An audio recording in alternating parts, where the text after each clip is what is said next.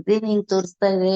ಅಲ್ಗ ಸಪ್ಪಳ ಕೇಳಿಸ್ತಾ ಇದ್ದೆ. ಇವ್ರ ಎದ್ದಿದಾರ, ನೀ ಬಂದಿದ್ದಿ ಅನ್ಕೊಂಡಿಲ್ಲ. ಎಷ್ಟು ಬೇಗ ಎಲ್ಲಿ ಬರ್ತಿದ್ದಿ ಅನ್ಕೊಂಡು. ಅಂದ್ರೆ ಬೆಳಗ್ಗೆ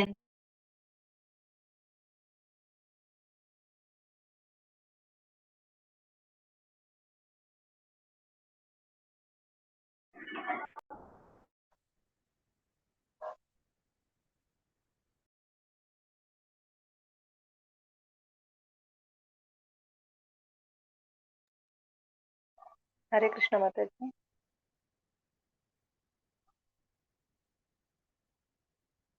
ಹರೇ ಕೃಷ್ಣ. ಹರೇ ಕೃಷ್ಣ ಮಾತಾಜಿ. ಹರೇ ಕೃಷ್ಣ ಮಾತಾಜಿ. ಮಾತಾಜಿ. ಹರೇ ಕೃಷ್ಣ ಮಾತಾಜಿ. ರಾಮ ಹರೇ ಹರೇ ಹರೇ ಮಾತಾಜಿ.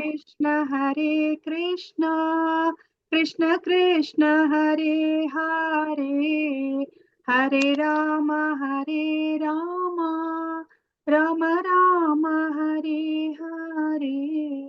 ಹರೇ ಕೃಷ್ಣ ಮಾತಾಜಿಗಳೇ, ಪ್ರಭುಜಿಗಳೇ, ಹರೇ ಕೃಷ್ಣ. ಎಲ್ಲರಿಗೂ ಈ ಕಾರ್ಯಕ್ರಮಕ್ಕೆ ಸ್ವಾಗತವನ್ನು ಕೊಡ್ತೀನಿ. ಹರೇ ಕೃಷ್ಣ ಮಾತಾಜಿ. ಹರೇ ಕೃಷ್ಣ ಮಾತಾಜಿ. ಹರೇ ಕೃಷ್ಣ ಮಾತಾಜಿ. ಕೃಷ್ಣ ಮಾತಾಜಿ. ಹರೇ ಕೃಷ್ಣ ಮಾತಾಜಿ. ಹರೇ ಕೃಷ್ಣ ಮಾತಾಜಿಗಳೇ, ಪ್ರಭುಜಿಗಳೇ, ಹರೇ ಕೃಷ್ಣ. ಹರೇ ಕೃಷ್ಣ ಸಂಗೀತ ಮಾತಾಜಿ. ಹರೇ ಕೃಷ್ಣ. ಓಂ ನಮೋ ಭಗವತೆ ವಾಸುದೇವಾಯ. ಓಂ ನಮೋ ಭಗವತೆ ವಾಸುದೇವಾಯ. ಓಂ ನಮೋ ಭಗವತೆ ವಾಸುದೇವಾಯ. ಇಸ್ಕಾನ್ ಮಂಗಳೂರು ಶ್ರೀ ಶ್ರೀ ರಾಧಾ ಗೋವಿಂದ ದೇವಸ್ಥಾನದ ವತಿಯಿಂದ ನಡೆಸಿಕೊಡುತ್ತಿರುವ ಭಾಗವತಂ ರಸಮಾಲಯಂ ಕಾರ್ಯಕ್ರಮಕ್ಕೆ ಎಲ್ಲರಿಗೂ ಸ್ವಾಗತವನ್ನು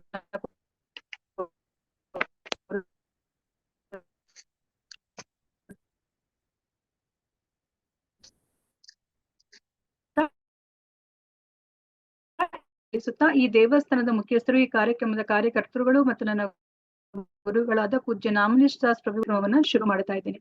ಓಂ ಅಜ್ಞಾನ ತಿಮಿರಾಂಧಸ್ಯ ಜ್ಞಾನಾಂಜನ ಶಲಾಕಯ ಚಕ್ಷುರುನ್ಮೀಲಿತಂ ಯೇನ ತಸ್ಮೈ ಶ್ರೀ ಗುರವೇ ನಮಃ. ಶ್ರೀ ಚೈತನ್ಯ ಮನೋಭೀಷ್ಟಂ ಸ್ಥಾಪಿತಂ ಯೇನ ಭೂತಲೆ ಸ್ವಯಂ ರೂಪಃ ಕದಾ ಮಹ್ಯಂ ದದಾತಿ ಸ್ವಪದಾಂತಿಕಂ. ವಂದೇಹಂ ಶ್ರೀ ಗುರೋಃ ಶ್ರೀಯುತ ಪದಕಮಲಂ ಶ್ರೀ ಗುರುನ್ ವೈಷ್ಣವಾಂಶ್ಚ ಶ್ರೀರೂಪಂ ಸಾಗ್ರಜಾತಂ ಸಹಗಣ ರಘುನಾಥಾನ್ವಿತಂ ತಂ ಸಜೀವಂ ಸಾದ್ವೈತಂ ಸಾವಧೂತಂ ಪರಿಜನ ಸಹಿತಂ ಕೃಷ್ಣ ಚೈತನ್ಯ ದೇವಂ ಶ್ರೀ ರಾಧಾ ಕೃಷ್ಣ ಪಾದಾನ್ ಸಹಗಣ ರಘುನಾಥಾನ್ವಿತಂ ಸಹಗಣ ಲಲಿತಾ ಶ್ರೀ ವಿಶಾಖಾನ್ವಿತಾಂಶ್ಚ. ಹೇ ಕೃಷ್ಣ ಕರುಣಾ ಸಿಂಧೋ ದೀನಬಂಧೋ ಜಗತ್ಪತೆ ಗೋಪೇಶ ಗೋಪಿಕಾ ಕಾಂತ ರಾಧಾ ಕಾಂತ ನಮೋಸ್ತುತೆ. ತಪ್ತ ಕಾಂಚನ ಗೌರಾಂಗಿ ರಾಧೆ ವೃಂದಾವನೇಶ್ವರಿ ವೃಷಭಾನುಸುತೆ ದೇವಿ ಪ್ರಣಮಾಮಿ ಹರಿಪ್ರಿಯೆ. ವಾಂಚಾ ಕಲ್ಪತರುಭ್ಯಶ್ಚ ಕೃಪಾ ಸಿಂಧುಭ್ಯ ಏವ ಚ ಪತಿತಾನಾಂ ಪಾವನೇಭ್ಯೋ ವೈಷ್ಣವೇಭ್ಯೋ ನಮೋ ನಮಃ. ನಮೋ ಓಂ ವಿಷ್ಣುಪದಾಯ ಕೃಷ್ಣ ಪೃಷ್ಠಾಯ ಭೂತಲೆ ಶ್ರೀಮತೆ ಭಕ್ತಿ ವೇದಾಂತ ಸ್ವಾಮಿನ್ ಇತಿ ನಾಮಿನೇ. ನಮಸ್ತೆ ಸರಸ್ವತೆ ದೇವೆ ಗೌರವಾಣಿ ಪ್ರಚಾರಿಣೆ ನಿರ್ವಿಶೇಷ ಶೂನ್ಯವಾದಿ ಪಾಶ್ಚಾತ್ಯ ದೇಶತಾರಿಣೆ. ಜಯ ಶ್ರೀ ಕೃಷ್ಣ ಚೈತನ್ಯ ಪ್ರಭು ನಿತ್ಯಾನಂದ ಶ್ರೀ ಅದ್ವೈತ ಗದಾಧರ ಶ್ರೀವಾಸಾದಿ ಗೌರ ಭಕ್ತ ವೃಂದ. ಹರೇ ಕೃಷ್ಣ ಕೃಷ್ಣ ಕೃಷ್ಣ ಹರೇ ಹರೇ ಹರೇ ರಾಮ ರಾಮ ರಾಮ ಹರೇ ಹರೇ. ಹರೇ ಕೃಷ್ಣ ಕೃಷ್ಣ ಕೃಷ್ಣ ಹರೇ ಹರೇ ಹರೇ ರಾಮ ರಾಮ ರಾಮ ಹರೇ ಹರೇ. ಹರೇ ಕೃಷ್ಣ ಕೃಷ್ಣ ಕೃಷ್ಣ ಹರೇ ಹರೇ ಹರೇ ರಾಮ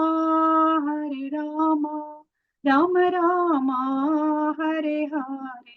ನಾರಾಯಣಂ ನಮಸ್ಕೃತ್ಯ ನರಂ ಚೈವ ನರೋತ್ತಮಂ ದೇವೀಂ ಸರಸ್ವತಿಂ ವ್ಯಾಸಂ ತತೋ ಜಯಂ ಉದೀರಯೇತ್. ನಷ್ಟಪ್ರಾಯೇಷು ಅಭದ್ರೇಷು ನಿತ್ಯಂ ಭಾಗವತ ಸೇವಯಾ ಭಗವತಿ ಉತ್ತಮ ಶ್ಲೋಕೆ ಭಕ್ತಿರ್ಭವತಿ ನೈಷ್ಟಿಕಿ. ಕೃಷ್ಣಾಯ ವಾಸುದೇವಾಯ ದೇವಕೀ ನಂದನಾಯ ಚ ನಂದ ಗೋಪಕುಮಾರಾಯ ಗೋವಿಂದಾಯ ನಮೋ ನಮಃ. ನಮಃ ಪಂಕಜನಾಭಾಯ ನಮಃ ಪಂಕಜಮಾಲಿನೇ ನಮಃ ಪಂಕಜನೇತ್ರಾಯ ನಮಸ್ತೆ ಪಂಕಜಾಂಗ್ರಿ. ಹರೇ ಕೃಷ್ಣ. ಮಾತಾಜಿಗಳೇ, ಪ್ರಭುಜಿಗಳೇ, ಎಲ್ಲರಿಗೂ ಈ ಕಾರ್ಯಕ್ರಮಕ್ಕೆ ಸ್ವಾಗತವನ್ನ ಕೋರ್ತಾ ಇದ್ದೀನಿ ಮತ್ತೊಮ್ಮೆ. ಹರೇ ಹರೇ ಕೃಷ್ಣ. ಕೃಷ್ಣ ಮಾತಾಜಿ. ಹರೇ ಕೃಷ್ಣ. ಮೊದಲನೇ ಸ್ಕಂದದ ಹೆಸರನ್ನ ಯಾರಾದ್ರೂ ಹೇಳ್ತೀರಾ? ಸೃಷ್ಟಿ. ದೃಷ್ಟಿ. ಮೊದಲನೇ ಅಧ್ಯಾಯದ ಹೆಸರು? ಮೊದಲನೇ ಅಧ್ಯಾಯದ ಹೆಸರು ಋಷಿಗಳ ಪ್ರಶ್ನೆಗಳು. ಋಷಿಗಳ ಪ್ರಶ್ನೆಗಳು. ಪ್ರಶ್ನೆ. ಅದರಲ್ಲಿ ಎಷ್ಟು ಶ್ಲೋಕಗಳಿದೆ ಮೊದಲನೇ ಅಧ್ಯಾಯದಲ್ಲಿ? 19. 23 23 ಶ್ಲೋಕಗಳಿದೆ. ನಾವು ಮೊದಲನೇ ಶ್ಲೋಕವನ್ನ ನಾವು ಕಲ್ತ್ಕೊಂಡಿದೀವಿ ಅಲ್ವಾ? ಸೊ ಭಗವಂತ ಯಾರು ಅಂತ ನಾವು ತಿಳ್ಕೊಂಡ್ವಿ. ಹರೇ ಕೃಷ್ಣ. ಭಗವಂತನ ಅಂತ ಹೇಳ್ಬಿಟ್ಟು ಯಾರು ಅಂತ ತಿಳ್ಕೊಂಡ್ವಿ ನಾವು? ಸರ್ವಾಕರ್ಷಕ ಮಾತಾಜಿ. ಕೃಷ್ಣ ವಾಸುದೇವನ ಮಗನಾದ ವಾಸುದೇವ ಅಂತ ತಿಳ್ಕೊಂಡ್ವಿ. ಓಕೆ. ಇವಾಗ ದೇವ್ರು ಅಂದ್ರೆ ಏನು ಅಂತ ಹೇಳ್ಬಿಟ್ಟು ಯಾರಾದ್ರೂ ಕೇಳಿದ್ರೆ ನೀವ್ ಏನ್ ಹೇಳ್ತೀರಾ? ದೇವ್ರು ಅಂದ್ರೆ ಏನು ಅಂತ ಹೇಳ್ಬಿಟ್ಟು ಯಾರಾದ್ರೂ ಕೇಳಿದ್ರೆ ನೀವ್ ಏನ್ ಹೇಳ್ತೀರಾ? 6 ಗುಣ ಇರೋವನು ದೇವ್ರು ಅಂತ. ಪರಮ ಸತ್ಯ, ಫೈನಲಿ ಟ್ರೂತ್, ಪರಮ ಸತ್ಯ, ದೇವೋತ್ತಮ ಪರಮ ಪುರುಷ. ದೇವೋತ್ತಮ ಪರಮ ಪುರುಷ ಅಂತ ಹೇಳ್ಬಿಟ್ಟು ಹೇಳ್ತೀರಾ. ಓಕೆ. ಮತ್ಯಾರಾದ್ರೂ? ದೇವ್ರಂದ್ರೆ ಏನ್ ಹೇಳ್ತೀರಾ? 6 ಸಂಪತ್ತಿರೋನು. 6 ಸಂಪತ್ತುಗಳಿರೋರ್ನ ದೇವ್ರು ಅಂತ ಕರಿತೀರಾ. ಓಕೆ. ಮತ್ತೆ ಯಾರಾದ್ರೂ ಹೇಳ್ತೀರಾ?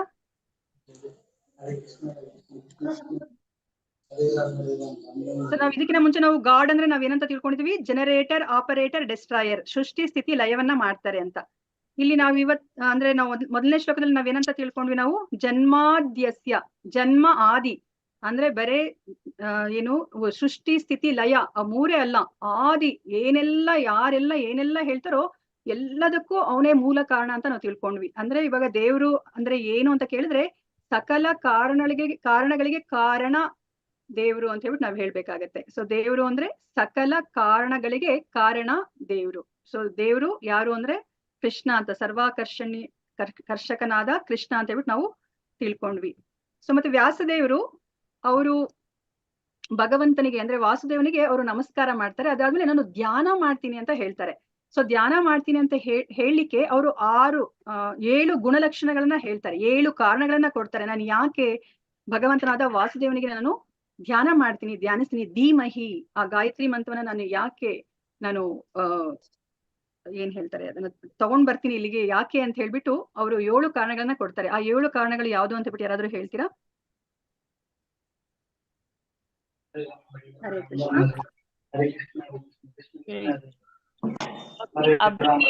ಸ್ವರಾಟ್. ಹಾ.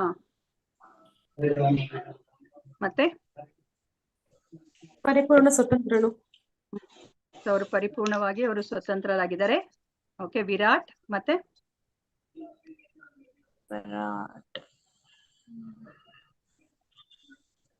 ಫಸ್ಟ್ ಇದೇನು? ಜನ್ಮಾದಸ್ಯ ಯತಃ. ಅದೇ ಅಂದ್ರೆ ಇವಾಗಿನ ನಾವು ಚರ್ಚೆ ಮಾಡಿದ್ವಿ ಅಲ್ವಾ? ಸಕಲ ಕಾರಣಗಳಿಗೆ ಕಾರಣ. ಸೊ ಅದು ಮೊದಲನೇ ಕಾರಣ ಕೊಡೋದು ಅಲ್ವಾ ವ್ಯಾಸದೇವರು? ಜನ್ಮಾದ್ಯಸ್ಯ ಯತಃ ಫಸ್ಟ್ನೇ ಕಾರಣ ಕೊಡ್ತಾರೆ. ಮತ್ತೆ ಎರಡನೇ ಕಾರಣ ಏನ್ ಹೇಳ್ತಾರೆ ಅವರು? ಪ್ರತ್ಯಕ್ಷವಾಗಿ ಪರೋಕ್ಷವಾಗಿ ಭಗವಂತ ಅಭಿಜ್ಞ ಮತ್ತೆ ಸ್ವರಾಟ್ ಅವ್ರು ಎಲ್ಲವನ್ನ ಬಲ್ಲಿದ್ದಾರೆ ಅಲ್ವಾ? ಎಲ್ಲದರ ಜ್ಞಾನವನ್ನ ಅವರು ಪಡೆದಿದ್ದಾರೆ. ಮತ್ತೆ ಅವರು ಸ್ವರಾಟ್ ಅವರು ಸರ್ವತಂತ್ರ ಸ್ವತಂತ್ರನಾಗಿದ್ದಾನೆ, ಅದು ಎರಡನೇ ಕಾರಣ ಕೊಡ್ತಾರೆ. ಸೊ ಮೂರನೇ ಕಾರಣ ಏನ್ ಕೊಡ್ತಾರೆ? ತೇನೇ ಬ್ರಹ್ಮ ಹೃದಯ ಆದಿಕವಯ. ಸೊ ಸೃಷ್ಟಿಕರ್ತ, ಎರಡನೇ ಸೃಷ್ಟಿಕರ್ತನಾದ ಬ್ರಹ್ಮನಿಗೂ ಅಂದ್ರೆ ಈ ಬ್ರಹ್ಮಾಂಡದ ಸೃಷ್ಟಿಕರ್ತನಾದ ಬ್ರಹ್ಮನಿಗೂ ಸಹ ಹೃದಯದ ಮೂಲಕ ಜ್ಞಾನವನ್ನ ಕೊಟ್ಟಿರೋರು ಅವರೇ ಅಂತ ಹೇಳ್ಬಿಟ್ಟು ಹೇಳ್ತಾ ಇದಾರೆ. ಮೂರನೇ ಕಾರಣ. ನಾಲ್ಕನೇ ಕಾರಣ ಏನ್ ಕೊಡ್ತಾ ಇದಾರೆ? ವೇದ ಜ್ಞಾನ, ಪರಮ ಸತ್ಯ. ದೇವತೆಗಳಿಗೂ ಮತ್ತೆ ಋಷಿಗಳಿಗೂ ಸಹ ಭ್ರಮೆಗೆ ಒಳಗಾಗಿಸುವಂತಹವರು ಭಗವಂತ ಅಂತ ಹೇಳ್ಬಿಟ್ಟು ಹೇಳ್ತಾ ಇದ್ದಾರೆ. ಮತ್ತೆ ಐದನೇ ಕಾರಣ ಏನ್ ಕೊಡ್ತಾ ಇದ್ದಾರೆ? ಪ್ರಕೃತಿಯ 3 ಗುಣಗಳಿಗೆ. ಅಂದ್ರೆ ಈ ಭೌತಿಕ ಪ್ರಪಂಚ ಇದು ಅವಾಸ್ತವವಾಗಿದ್ರು ಸಹ ವಾಸ್ತವವೇನೋ ಅನ್ನೋ ತರ ನಮ್ಗೆಲ್ಲರಿಗೂ ಅವರು ಗೋಚರಿಸೋ ತರ ಮಾಡ್ತಾ ಇದ್ದಾರೆ ಅಲ್ವಾ? ಸೊ ಮತ್ತೆ ಕೊನೆ ಇನ್ನ 2 ಕಾರಣಗಳನ್ನ ಏನ್ ಹೇಳ್ತಾರೆ ಅವರು? ಭಗವಂತ ಎಲ್ಲಿ ವಾಸ ಮಾಡ್ತಾ ಇದ್ರೆ ಅದು ಎಂತಹ ಜಾಗ ಅಂತ ಹೇಳ್ತಾರೆ? ಶಾಶ್ವತವಾದ. ಚಿಂತಾಮಣಿ ಧಾಮ. ಈ ವಾಸ್ತವವಾಗಿರುವಂತಹ ಜಾಗದಲ್ಲಿ ತನ್ನ ಸ್ವಧಾಮದಲ್ಲಿ ಅವರು ವಾಸ ಮಾಡ್ತಾರೆ. ಅಂದ್ರೆ ಈ ಭ್ರಮೆಯೆಲ್ಲ ಇಲ್ದಲೇ ಇರುವಂತಹ ಪರಿಪೂರ್ಣ ಸತ್ಯವಾಗಿರುವಂತಹ ಅವರ ಸ್ವಧಾಮದಲ್ಲಿ ಅವರು ವಾಸ ಮಾಡ್ತಾ ಇದ್ದಾರೆ ಅಂತ ಹೇಳ್ತಾರೆ. ಮತ್ತೆ ಕೊನೆಯದಾಗಿ ಹೇಳೋದು ಅವರು ಪರಮ ಸತ್ಯ ಅಂತ ಹೇಳ್ಬಿಟ್ಟು ಹೇಳ್ತಾರೆ. ಈ 7 ಕಾರಣಗಳನ್ನ ಕೊಡ್ತಾರೆ. ನಾವ್ ಈ 7 ಕಾರಣಗಳನ್ನ ನಾವ್ ಯಾವಾಗ್ಲೂ ಜ್ಞಾಪಕ ಇಟ್ಕೋಬೇಕಾಗತ್ತೆ. ಸೊ ಸಕಲ ಕಾರಣಗಳಿಗೆ ಕಾರಣ, ಮತ್ತೆ ಪ್ರತ್ಯಕ್ಷವಾಗಿ ಪರೋಕ್ಷವಾಗಿ ಅವರು ಅಭಿಜ್ಞ ಮತ್ತೆ ಸ್ವರಾಟ್, ಮತ್ತೆ 3ನೇ ಕಾರಣ ಅವರು ಬ್ರಹ್ಮನಿಗೂ ಸಹ ಹೃದಯದ ಮೂಲಕ ಅವರು ಜ್ಞಾನವನ್ನ ಕೊಟ್ಟಿದ್ದಾರೆ. ಮತ್ತೆ 4ನೇದು ದೇವಾನ್ ದೇವತೆಗಳಿಗೂ ಮತ್ತೆ ಋಷಿಮುನಿಗಳಿಗೂ ಸಹ ಋಷಿಗಳಿಗೂ ಭ್ರಮೆಗೆ ಭ್ರಮೆಗೆ ಒಳಗಾಗ್ತಾರೆ. ಒಳಪಟ್ಟಿದ್ದಾರೆ. 5ನೇ ಕಾರಣ ಅವರು ಹರೇ ಕೃಷ್ಣ. ಸೊ 5ನೇ ಕಾರಣ ಅವರು ಈ ಭೌತಿಕ ಪ್ರಪಂಚ ಅವಾಸ್ತವವಾದ್ರೂ ಸಹ ವಾಸ್ತವವೇನೋ ಅನ್ನೋ ತರ ಗೋಚರಿಸೋ ತರ ಮಾಡಿದ್ದಾರೆ. ಮತ್ತೆ ಅವರು ಈ ಭ್ರಮೆ ಇಲ್ದಲೇ ಇರುವಂತಹ ವಾಸ್ತವವಾದ ತನ್ನ ಸ್ವಧಾಮದಲ್ಲಿ ಅವರು ಯಾವಾಗ್ಲೂ ಅಲ್ಲಿ ನಿವಾಸ ಮಾಡ್ತಾರೆ. ಮತ್ತೆ ಕೊನೆಯದಾಗಿ ಅವರೇ ಪರಮ ಸತ್ಯ ಅಂತ ಹೇಳ್ಬಿಟ್ಟು ಈ 7 ಕಾರಣಗಳನ್ನ ಕೊಟ್ಬಿಟ್ಟು ನಾನು ಅಂತಹ ಭಗವಂತನಿಗೆ ನಾನು ಧ್ಯಾನ ಮಾಡ್ತೀನಿ ಅಂತ ಹೇಳ್ಬಿಟ್ಟು ಹೇಳ್ತಾ ಇದ್ದಾರೆ ವೇದವ್ಯಾಸರು. ಸೊ ಇವತ್ತು 2ನೇ ಮತ್ತೆ ಅದು ನಮ್ಗೆ ಏನನ್ನ ತಿಳಿಸಿಕೊಡುತ್ತೆ? ಮೊದಲನೇ ಶ್ಲೋಕ ನಮ್ಗೆ ಯಾವುದರ ಕುರಿತಾಗಿ ನಮ್ಗೆ ಜ್ಞಾನವನ್ನ ಕೊಡುತ್ತೆ? ಮೊದಲನೇ ಶ್ಲೋಕ ಸಂಬಂಧ ಸಂಬಂಧ ಅಲ್ವಾ? ನಾವ್ ಇವಾಗ ತಿಳ್ಕೊಬೋದಲ್ವಾ? ನಾವು ಅಣು, ಅವರು ವಿಭು, ನಾವು ಸೇವಕರು, ಅವರು ಒಡೆಯ. ಯಾಕಂದ್ರೆ ಅವ್ರು ಸಕಲ ಕಾರಣಗಳಿಗೆ ಅವರು ಕಾರಣ. ನಾವು ಭ್ರಮೆಯಲ್ಲಿ ಇರ್ತೀವಿ, ಅವ್ರು ಯಾವಾಗ್ಲೂ ಸಹ ಭ್ರಮೆಯಲ್ಲಿ ಇರೋದಿಲ್ಲ. ಸೊ ನಾವ್ ಇವಾಗ ಸಂಬಂಧವನ್ನ ನಾವು ತಿಳ್ಕೊಂಡ್ವಿ. ಸೊ ಈಗ 2ನೇ ಶ್ಲೋಕ ಇದು ನಮ್ಗೆ ಅಭಿಧೇಯ ಅದನ್ನ ತಿಳಿಸಿಕೊಡುತ್ತೆ. ಅಂದ್ರೆ ನಾವಿವಾಗ ಮರೆತು ಹೋಗಿರುವಂತಹ ಸಂಬಂಧವನ್ನ ನಾವ್ ಹೇಗೆ ಪುನರ್ಸ್ಥಾಪನೆ ಮಾಡ್ಕೋಬೇಕು ಅಂತ ಹೇಳ್ಬಿಟ್ಟು ನಮ್ಗೆ ಈ 2ನೇ ಶ್ಲೋಕ ನಮ್ಗೆ ತಿಳಿಸಿಕೊಡುತ್ತೆ, ಸಂಬಂಧ ಜ್ಞಾನವನ್ನ ಕೊಡುತ್ತೆ. ಸೊ ನಾನು ಇದನ್ನ ಒಂದೊಂದ್ ಲೈನ್ ಹೇಳ್ತೀನಿ, ಅದಾದ್ಮೇಲೆ ನೀವು ಅದನ್ನ ರಿಪೀಟ್ ಮಾಡಿ. ಧರ್ಮ ಪ್ರೋಜಿತ ಕೈತವೋತ್ರ ಪರಮೋ ಧರ್ಮ ಪ್ರೋಚಿತ ಕೈತವೋತ್ರ ಪರಮೋ ನಿರ್ಮತ್ಸರಾಣಾಂ ಸತಾಂ ವೇದ್ಯಂ ವಾಸ್ತವಂ ಅತ್ರ ವಸ್ತು ಶಿವಧಂ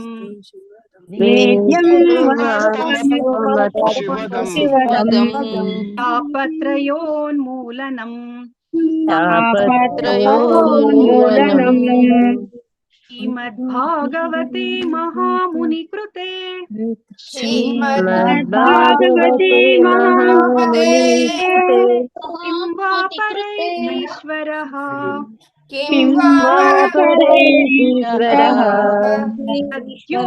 ಸದ್ಯೋರುದ್ಯವರುದ್ಯತೆ ಅತ್ರ ಕೃತಿಭಿಃ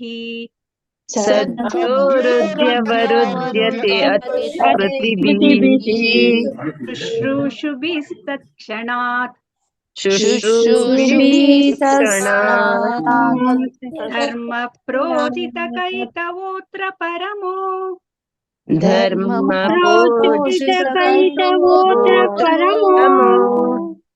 ನಿರ್ಮತ್ಸರಾಣಾಂ ಸತಾಂ ವೇದ್ಯಂ ವಾಸ್ತವಂ ಅತ್ರ ವಸ್ತು ಶಿವಧಂ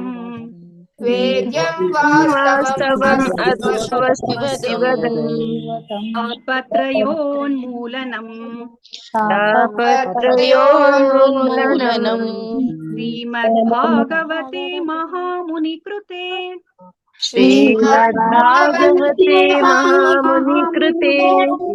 ಕಿಂ ವಾ ಪರೈರೀಶ್ವರಃ ಸದ್ಯೋರುದ್ಯವರುದ್ಯತೆ ಅತ್ರ ಕೃತಿಭಿಃ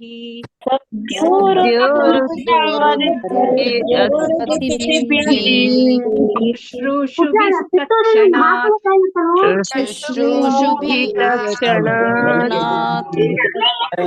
ಹರೇ ಕೃಷ್ಣ. ಅದರ ಅನುವಾದವನ್ನ ನೋಡೋಣಂತೆ. Hare Krishna. Back ground noise ತುಂಬಾ ಬರ್ತಾ ಇದೆ, ಪ್ಲೀಸ್ ಮ್ಯೂಟ್ ಮಾಡ್ಕೊಳ್ಳಿ ಬ್ಯಾಕ್ ಗ್ರೌಂಡ್ ನಾಯ್ಸ್ ಇರೋರು. ಹರೇ ಕೃಷ್ಣ. ಈ ಭಾಗವತ ಪುರಾಣವು ಐಹಿಕ ಪ್ರೇರಣೆ ಪ್ರಚೋದನೆಗಳಿಂದ ಕೂಡಿದ ಎಲ್ಲ ಧಾರ್ಮಿಕ ಚಟುವಟಿಕೆಗಳನ್ನ ಸಂಪೂರ್ಣವಾಗಿ ತಿರಸ್ಕರಿಸುವಂತಹದ್ದು. ಪರಿಶುದ್ಧ ಹೃದಯರಾದ ಭಕ್ತರಿಗೆ ಅರ್ಥವಾಗುವ ಅತ್ಯುನ್ನತ ಸತ್ಯವನ್ನು ಇದು ಪ್ರತಿಪಾದಿಸುತ್ತದೆ. ಎಲ್ಲರ ಒಳಿತಿಗಾಗಿ ಮಾಯೆಯಿಂದ ಪ್ರತ್ಯೇಕಿಸಲ್ಪಟ್ಟ ವಾಸ್ತವಿಕತೆಯೇ ನಿರ್ಮೂಲಗೊಳಿಸುತ್ತದೆ. ದೇವರ ಸಾಕ್ಷಾತ್ಕಾರಕರು ತಮ್ಮ ಪರಿಪಕ್ವ ಮನಸ್ಥಿತಿಯಲ್ಲಿ ಸಂಕಲಿಸಿದ ಈ ಅನುಪಮ ಭಾಗವತ ಒಂದೇ ಸಾಕು, ಬೇರೆ ಶಾಸ್ತ್ರದ ಅಗತ್ಯವೇನಿದೆ? ಗಮನವಿಟ್ಟು ಸಮರ್ಪಿತ ಮನೋಭಾವದಿಂದ ಭಾಗವತ ಸಂದೇಶವನ್ನು ಕೇಳಿದರೆ ಸಾಕು. ಕೂಡಲೇ ಅದರ ಜ್ಞಾನ ಸಂಸ್ಕಾರದಿಂದಾಗಿ ದೇವೋತ್ತಮ ಪರಮಪುರುಷನು ಹೃದಯದಲ್ಲಿ ಪ್ರತಿಷ್ಠಿತನಾಗುತ್ತಾನೆ ಅಂತ ಹೇಳ್ಬಿಟ್ಟು ಇಲ್ಲಿ ಹೇಳ್ತಾ ಇದಾರೆ. ಸೊ ನಾವಿವಾಗ ಭಗವಂತನನ್ನ ಸಾಕ್ಷಾತ್ಕಾರ ಮಾಡ್ಕೋಬೇಕಂದ್ರೆ ನಾವೇನ್ ಮಾಡ್ಬೇಕು ಅಂತ ಹೇಳ್ಬಿಟ್ಟು ಇಲ್ಲಿ ಹೇಳ್ತಾ ಇದ್ದಾರೆ. ಸೊ ಇಲ್ಲಿ ಮೊದಲನೇದಾಗಿ ನಮ್ಗೆ ಏನ್ ಹೇಳ್ತಾ ಇದಾರೆ, ಇಲ್ಲಿ ಧರ್ಮ ಪ್ರೋಜಿತ ಕೈತವೋ ಅತ್ರ ಅಂತ ಹೇಳ್ತಾ ಇದ್ದಾರೆ. ಸೊ ಇದರ ಅರ್ಥ ಏನು ಅಂತಂತಂದ್ರೆ, ನಮ್ಗಿಲ್ಲಿ ಯಾವುದೇ ಒಂದು ಧರ್ಮ ನಮ್ಮನ್ನ ಈ ಭೌತಿಕ ಪ್ರಪಂಚದ ಈ ಹುಟ್ಟು ಸಾವಿನ ಚಕ್ರದಲ್ಲಿ ನಮ್ಗೆ ಮತ್ತೆ ಬಂಧಿಸುತ್ತೋ ಅಂತಹ ಧರ್ಮಗಳನ್ನ ಕೈತವ ಧರ್ಮ ಅಂತ ಹೇಳ್ತಾ ಇದಾರೆ. ಚೀಟಿಂಗ್ ಧರ್ಮ ಅಂದ್ರೆ ನಮ್ಗೆ ಮೋಸ ಮಾಡುವಂತಹ ಧರ್ಮಗಳು ಅಂತ ಹೇಳ್ತಾರೆ. ಈ ಎಲ್ಲ ಧರ್ಮಗಳನ್ನ ನೀವು ತಿರಸ್ಕರಿಸಿ ಅಂತ ಹೇಳ್ತಾ ಇದ್ದಾರೆ ಅಲ್ವಾ. ಇವಾಗ ನಮ್ಗೆ ಭಗವದ್ಗೀತೆಯಲ್ಲೂ ಸಹ ಕೃಷ್ಣ ನಮ್ಗೆ ಕೊನೆಯದಾಗಿ ನಮ್ಗೆ ಏನು ಅವರು ಆದೇಶವನ್ನ ಕೊಟ್ಟಿದ್ದು, ಹರೇ ಕೃಷ್ಣ ಯಾರಾದ್ರೂ ಹೇಳ್ತೀರಾ? ಕೊನೆಯದಾಗಿ ನಮ್ಗೆ ಕೃಷ್ಣ ಏನ್ ಹೇಳ್ತಾರೆ ಭಗವದ್ಗೀತೆಯಲ್ಲಿ? ಸರ್ವಧರ್ಮ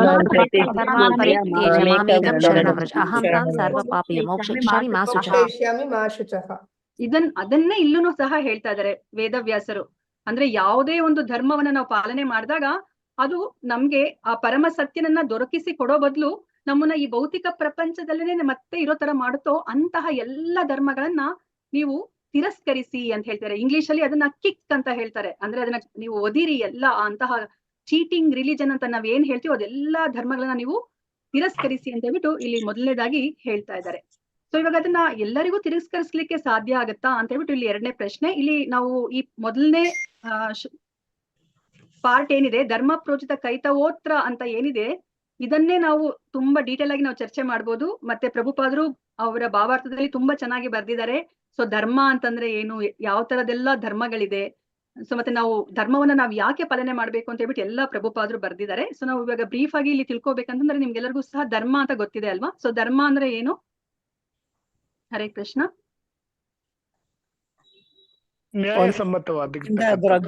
ಬೇರ್ಪಡಿಸದೇ ಇರೋದು. ನಾವು ನಮ್ಮ ಗುಣವನ್ನ ಅಂದ್ರೆ ಅದರಿಂದ ನಮ್ಮಿಂದ ಅದನ್ನ ಬೇರ್ಪಡಿಸಲಿಕ್ಕೆ ಆಗ್ದಲೇ ಅದನ್ನ ಧರ್ಮ ಅಂತ ಕರೀತಾರೆ ಅಲ್ವಾ. ಅದು ನಮ್ಗೆ ಸ್ವಾಭಾವಿಕವಾಗಿ ಇರುವಂತದ್ದು, ಅದನ್ನ ನಮ್ಮಿಂದ ಬೇರ್ಪಡಿಸ್ಲಿಕ್ಕೆ ಸಾಧ್ಯ ಇಲ್ಲ. ಇವಾಗ ಸಕ್ಕರೆಯ ಗುಣ ಸಿಹಿಯಾಗಿರೋದು, ಆ ಸಕ್ಕರೆಯಿಂದ ಸಿಹಿಯನ್ನೇ ತೆಗೆದ್ಬಿಟ್ರೆ ಆ ಸಕ್ಕರೆನ ನಾವು ಸಕ್ಕರೆ ಅಂತ ಹೇಳಲಿಕ್ಕೆ ಸಾಧ್ಯ ಇಲ್ಲ ಅಲ್ವಾ. ಸೊ ಅದೇ ತರ ನಾವು ಉಪ್ಪಿನಿಂದ ಆ ಉಪ್ಪಿನ ಕ್ಷಾರವನ್ನ ತೆಗೆದ್ಬಿಟ್ರೆ ಅದನ್ನ ನಾವು ಉಪ್ಪು ಅಂತ ಹೇಳಲಿಕ್ಕೆ ಆಗೋದಿಲ್ಲ. ಅದರ ಸಹಜ ಸ್ವಭಾವ, ಸಹಜ ಗುಣ. ಸೊ ಅದನ್ನೇ ಧರ್ಮ ಅಂತ ಹೇಳ್ಬಿಟ್ಟು ಕರೀತಾರೆ. ಸೊ ಸಕ್ಕರೆಯ ಧರ್ಮ ಸಿಹಿಯಾಗಿರೋದು. ಅದೇ ತರ ನಮ್ಮ ಧರ್ಮ ಏನು ಅಂತ ಹೇಳ್ಬಿಟ್ಟು ನಾವು ತಿಳ್ಕೊಂಡಿದೀವಿ, ಭಗವದ್ಗೀತೆಯಲ್ಲಿ ನಾವು ಆಲ್ರೆಡಿ ತಿಳ್ಕೊಂಡಿದೀವಿ ಅಲ್ವಾ. ನಮ್ಮ ಧರ್ಮ ಅಂದ್ರೆ ಏನಂತ ತಿಳ್ಕೊಂಡಿದ್ದೀರಾ? ಭಗವಂತನ ಸೇವೆ ಮಾಡುವುದು. ಭಗವಂತನ ಸೇವೆ ಮಾಡೋದು. ಸೊ ನಾವು ಯಾರಾದ್ರೂ ಹೇಳ್ತೀರಾ ಮತ್ತೆ? ಜೀವೇರ ಸ್ವರೂಪ ನಿತ್ಯ ಕೃಷ್ಣದಾಸ್, ಭಕ್ತಿ ಸೇವೆ ಮಾಡೋದು. ಸ್ವರೂಪ ಕೃಷ್ಣರ ನಿತ್ಯದಾಸ್. ಮತ್ತೆ ಭಕ್ತಿ ಸೇವೆ ಮಾಡೋದು ಮಾತಾಜಿ. ಭಕ್ತಿ ಸೇವೆಯನ್ನ ಮಾಡೋದು ಅಂದ್ರೆ ಇವಾಗ ನಮ್ಗೆ ಭಗವದ್ಗೀತೆಯಲ್ಲಿ ನಮ್ಗೆ ಕೃಷ್ಣ ಏನನ್ನ ತಿಳಿಸಿಕೊಡ್ತಾರೆ, ನಾವು ಈ ಭೌತಿಕ ಪ್ರಪಂಚದಲ್ಲಿ ಈ ದೇಹವನ್ನ ಹೊಂದಿರೋ ತನಕ ನಮ್ಗೆ ಎರಡು ತರದ ಧರ್ಮಗಳಿರುತ್ತೆ. ಒಂದು ಈ ದೇಹಕ್ಕೆ ಸಂಬಂಧವಾದ ಧರ್ಮ, ವರ್ಣಾಶ್ರಮ ಧರ್ಮ. ಇನ್ನೊಂದು ನಮ್ಮ ಆತ್ಮಕ್ಕೆ ಸಂಬಂಧಪಟ್ಟಿರುವಂತಹ ಧರ್ಮ ಅಲ್ವಾ. ಇವಾಗ ನಾವು ನಮ್ಗೂ ಮತ್ತೆ ಪ್ರಾಣಿಗಳಿಗೂ ಎಲ್ಲಿ ವ್ಯತ್ಯಾಸ ಇದೆ? ಹರೇ ಕೃಷ್ಣ. ನಮಗೂ ಪ್ರಾಣಿಗಳಿಗೂ ಎಲ್ಲಿ ವ್ಯತ್ಯಾಸ ಇದೆ? ತಿಳುವಳಿಕೆಯಲ್ಲಿ, ಭಕ್ತಿ ಸೇವೆ ಬುದ್ಧಿಯಲ್ಲಿ ಮಾತಾಜಿ, ವ್ಯತ್ಯಾಸ ಇದೆ. ಪ್ರಜ್ಞೆ ಬುದ್ಧಿಯಲ್ಲಿ, ಜ್ಞಾನದಲ್ಲಿ ಮಾತಾಜಿ. ಓಕೆ. ಸೊ ಇವಾಗ ಆಹಾರ, ಭಯ, ನಿದ್ರಾ, ಮೈಥುನ ಈ ನಾಲ್ಕನ್ನ ಎಲ್ಲ ಜೀವರಾಶಿಗಳು ಮಾಡ್ತಾರೆ ಅಲ್ವಾ. ಪ್ರಾಣಿಗಳು ಮಾಡ್ತಾರೆ, ನಾವು ಮನುಷ್ಯರು ಸಹ ಮಾಡ್ತೀವಿ. ಹಾಗಾದ್ರೆ ನಮಗೂ ಮನುಷ್ಯರಿಗೂ ಎಲ್ಲಿ ವ್ಯತ್ಯಾಸ ಇದೆ ಅಂತಂದ್ರೆ ಧರ್ಮವನ್ನ ಪರಿಪಾಲನೆ ಮಾಡೋದ್ರಲ್ಲಿ ವ್ಯತ್ಯಾಸ ಇದೆ ಅಲ್ವಾ. ಸೊ ಧರ್ಮೇ ವಿಹೀನ ಪಶುಭಿ ಸಮಾನ ಅಂತ ಹೇಳ್ತಾರಲ್ವಾ. ಧರ್ಮ ಇಲ್ದಲೇ ಇದ್ರೆ ನಾವು ಸಹ ಪಶುಗಳೇ ಅಂತ ಹೇಳ್ಬಿಟ್ಟು ಹೇಳ್ತಾರೆ, ನಮ್ಮ ಶಾಸ್ತ್ರಗಳು ಹೇಳುತ್ತೆ ಅಲ್ವಾ. ಸೊ ನಾವು ಧರ್ಮವನ್ನ ನಾವು ಪಾಲನೆ ಮಾಡ್ತೀವಿ. ಸೊ ನಾವು ಈ ಶರೀರವನ್ನ ಹೊಂದಿದಾಗ ನಾವು ವರ್ಣಾಶ್ರಮ ಧರ್ಮವನ್ನ ನಾವು ಅದನ್ನ ಪಾಲಿಸ್ತೀವಿ. ಮತ್ತೆ ನಮ್ಗೆ ಇವಾಗ ಗೊತ್ತಾಗೋಗಿದೆ ಅಲ್ವಾ, ನಾವ್ ಯಾರು ಈ ದೇಹ ಅಲ್ಲ, ನಾವು ಆತ್ಮ ಅಂತ ಹೇಳ್ಬಿಟ್ಟು. ಸೊ ಇವಾಗ ಆತ್ಮದ ಧರ್ಮ ಏನು ಅಂತಂತಂದ್ರೆ ಭಗವಂತನ ಸೇವೆ ಮಾಡೋದು ಅಲ್ವಾ. ಏನು ಜೀವೇರ ಸ್ವರೂಪ ಕೃಷ್ಣೇರ ನಿತ್ಯದಾಸ ಅಂತ ನಾವು ತಿಳ್ಕೊಂಡಿದೀವಿ. ಸೊ ಇವಾಗ ನಾವು ಎಷ್ಟೊಂದು ನಾವು ಧರ್ಮವನ್ನ ನಾವು ನೋಡಿದೀವಿ ಅಲ್ವಾ, ಧರ್ಮಗಳನ್ನ ನಾವು ನೋಡಿದೀವಿ. ಇವಾಗ ನಾವು ಕರ್ಮಿಗಳನ್ನ ನೋಡಿದೀವಿ. ಸೊ ಇವಾಗ ಕರ್ಮಿಗಳವರು ಬೆಳಗ್ಗೆಯಿಂದ ರಾತ್ರಿ ತನಕ ಅವರು ಕೆಲಸವನ್ನ ಮಾಡ್ತಾ ಇರ್ತಾರೆ. ಅವರು ಆ ಕೆಲಸವನ್ನ ಏನಕ್ಕೆ ಮಾಡ್ತಾರೆ? ಅವರು ತಮ್ಮ ಇಂದ್ರಿಯ ಸುಖವನ್ನ ಪಡ್ಕೊಳ್ಲಿಕ್ಕೆ ಅವರು ಮಾಡ್ತಾ ಇದ್ದಾರೆ. ಸೊ ಇವಾಗ ಇಂದ್ರಿಯ ಸುಖವನ್ನ ಪಡ್ಕೊಂಡ್ರೆ ಅವರ ಗತಿ ಏನಾಗುತ್ತೆ ಅಂತ ನಾವು ತಿಳ್ಕೊಂಡಿದೀವಿ ಅಲ್ವಾ. ಅವರು ಮತ್ತೆ ಈ ಭೌತಿಕ ಪ್ರಪಂಚದಲ್ಲಿ ಅವರು ಹುಟ್ಟುತ್ತಾರೆ ಅಲ್ವಾ, ಈ ಭೂಮಿಯಲ್ಲಿ, ಅಥವಾ ಈ ಅವರ ಕರ್ಮಕ್ಕೆ ಅನುಸಾರವಾಗಿ ಅವರು ಏನ್ ಹೇಳ್ತಾರೆ, ಈ ಬ್ರಹ್ಮಾಂಡದಲ್ಲಿ ಅವರು ಹುಟ್ಟುತ್ತಾರೆ. ಅಕಸ್ಮಾತ್ ಏನಾದ್ರೂ ಇವಾಗ ಜ್ಞಾನಿಗಳಾಗಿದ್ರೆ, ಸೊ ಇವಾಗ ಜ್ಞಾನಿಗಳಾದ್ರೆ ಅವರ ಗತಿ ಏನಾಗುತ್ತೆ ಅಂತ ನಾವು ತಿಳ್ಕೊಂಡಿದೀವಿ. ಜ್ಞಾನಿಗಳ ಗತಿ ಏನು? ಪರಮಾತ್ಮನ್ ಸೇರ್ತಾರೆ. ಪರಮಾತ್ಮನ ಹತ್ರ ಹೋಗ್ತಾರಾ?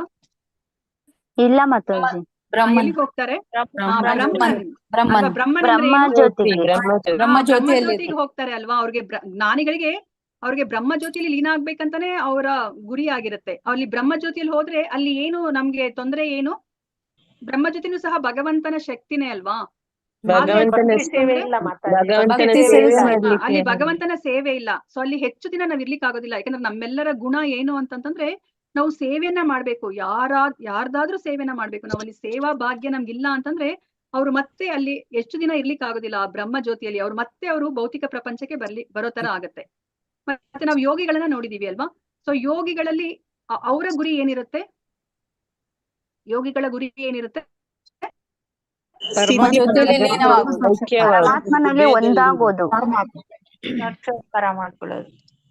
ಅವ್ರಿಗೆ ಅಷ್ಟ ಸಿದ್ಧಿಗಳನ್ನ ಪಡ್ಕೋಬೇಕು ಅಂತ ಇರುತ್ತೆ ಅಲ್ವಾ? ಅಷ್ಟ ಸಿದ್ಧಿಗಳನ್ನ ಪಡ್ಕೊಂಡು ಮತ್ತೆ ಅವರು ಎಲ್ಲರ ಹತ್ರನು ಅದನ್ನ ಪ್ರದರ್ಶನ ಮಾಡಿ ಅವ್ರುನು ಸಹ ಒಂದು ರೀತಿಯ ಇಂದ್ರಿಯ ಸುಖವನ್ನ ಪಡಿಬೇಕಂತಾನೆ ಅವ್ರಿಗೆ ಉದ್ದೇಶ ಇರುತ್ತೆ ಅಲ್ವಾ? ಅಂದ್ರೆ ಇವಾಗ ನಮ್ಗೆ ಇಲ್ಲಿ ಏನ್ ಅರ್ಥ? ಹೌದು, ಇವರೆಲ್ಲರನ್ನು ಸಹ ನಮ್ಮ ವೇದಗಳಲ್ಲಿ ಹೇಳಿರುವಂತಹ ಧರ್ಮವನ್ನೇ ಅವರು ಪಾಲಿಸ್ತಾ ಇದ್ದಾರೆ. ಆದ್ರೆ ಇಲ್ಲಿ ಏನು ವ್ಯತ್ಯಾಸ ಆಗ್ತಿದೆ? ಅವರು ಆ ಧರ್ಮವನ್ನ ಪಾಲಿಸಿದ ಮೇಲೂ ಸಹ ಅವರು ಪರಮಗತಿಯನ್ನ ಅವರು ಪಡಿತಾ ಇಲ್ಲ ಅಲ್ವಾ? ಅವ್ರು ಈ ಮತ್ತೆ ಭೌತಿಕ ಪ್ರಪಂಚದಲ್ಲೇ ಮತ್ತೆ ಜೀವನವನ್ನ ಮಾಡೋ ತರ, ಮತ್ತೆ ಜನ್ಮವನ್ನ ಪಡೆಯೋ ತರ ಅವ್ರಿಗೆ ಆಗ್ತಾ ಇದೆ ಅಲ್ವಾ? ಅದಕ್ಕೇನೆ ಇಲ್ಲಿ ಏನ್ ಹೇಳ್ತಾ ಇದ್ದಾರೆ ವೇದವ್ಯಾಸರು? ಎಲ್ಲ ಧರ್ಮಗಳನ್ನ ನೀವು ತಿರಸ್ಕರಿಸಿ ಅಂತ ಹೇಳ್ತಾ ಇದ್ದಾರೆ. ಸೊ ತಿರಸ್ಕರಿಸಿ ಮತ್ತೆ ಏನ್ ಮಾಡ್ಬೇಕು ನಾವು ಅಂತ ನಮಗೆ ಪ್ರಶ್ನೆ ಬರುತ್ತೆ. ಅದಕ್ಕೆ ಈ ಭಾಗವತ ಧರ್ಮದ ಆಶ್ರಯವನ್ನ ಪಡೀರಿ ಅಂತ ಹೇಳ್ಬಿಟ್ಟು ಹೇಳ್ತಿದ್ದಾರೆ. ಇದು ಪರಮ ಧರ್ಮ. ಸೊ ಎಲ್ಲದಕ್ಕಿಂತ ಉನ್ನತವಾದ ಧರ್ಮ ಇದು. ಪರಮ ಸತ್ಯನ ಧರ್ಮ ಅಂತ ಹೇಳ್ಬಿಟ್ಟು ಇಲ್ಲಿ ಹೇಳ್ತಾ ಇದ್ದಾರೆ. ಅದರ ಆಶ್ರಯವನ್ನ ನೀವು ಪಡೀರಿ ಅಂತ ಹೇಳ್ತಾ ಇದ್ದಾರೆ. ಸೊ ಅತ್ರ ಪರಮೋ, ಹಾಗಾದ್ರೆ ನಿಮ್ಗೆ ಏನು ಎಲ್ಲಿ ಹೋಗ್ಬೇಕು ಅಂತ ನಿಮ್ಗೆ ಅನ್ಸುತ್ತಲ್ವಾ? ಸೊ ಯಾರ ಆಶ್ರಯವನ್ನ ಪಡಿಬೇಕು?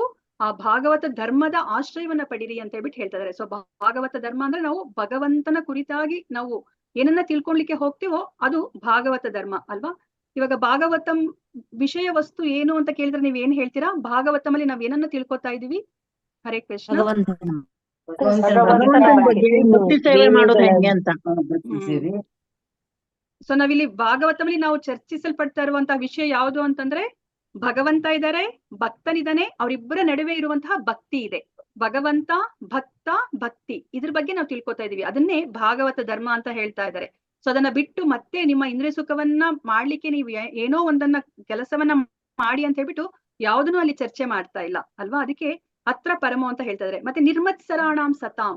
ಹಾಗಾದ್ರೆ ಇಂತಹ ಭಾಗವತ ಧರ್ಮವನ್ನ ಯಾರು ಕೇಳಲಿಕ್ಕೆ ಇಚ್ಛೆ ಪಡ್ತಾರೆ ಅಥವಾ ಅದನ್ನ ಯಾರು ಅನುಸರಿಸ್ಲಿಕ್ಕೆ ಇಚ್ಛೆ ಪಡ್ತಾರೆ ಅಂತ ಇಲ್ಲಿ ಪ್ರಶ್ನೆ ಬರ್ತಾ ಇದೆ. ಸೊ ಯಾರು ಇದನ್ನ ಅನುಸರಿಸ್ತಾರೆ ಅಂತಂದ್ರೆ ನಿರ್ಮತ್ಸರಾಣಾಂ ಸತಾಂ. ಯಾರು 100% ಪರಿಶುದ್ಧರಾಗಿರ್ತಾರೋ ಅವರು ಇದನ್ನ ಅನುಸರಿಸ್ಲಿಕ್ಕೆ ಅವರು ಇಚ್ಛೆಯನ್ನ ಪಡ್ತಾರೆ ಅಂತ ಹೇಳ್ಬಿಟ್ಟು ಇಲ್ಲಿ ಹೇಳ್ತಾ ಇದ್ದಾರೆ. ವೇದ್ಯಂ ವಾಸ್ತವಂ ಅತ್ರ ವಸ್ತು ಶಿವದಂ.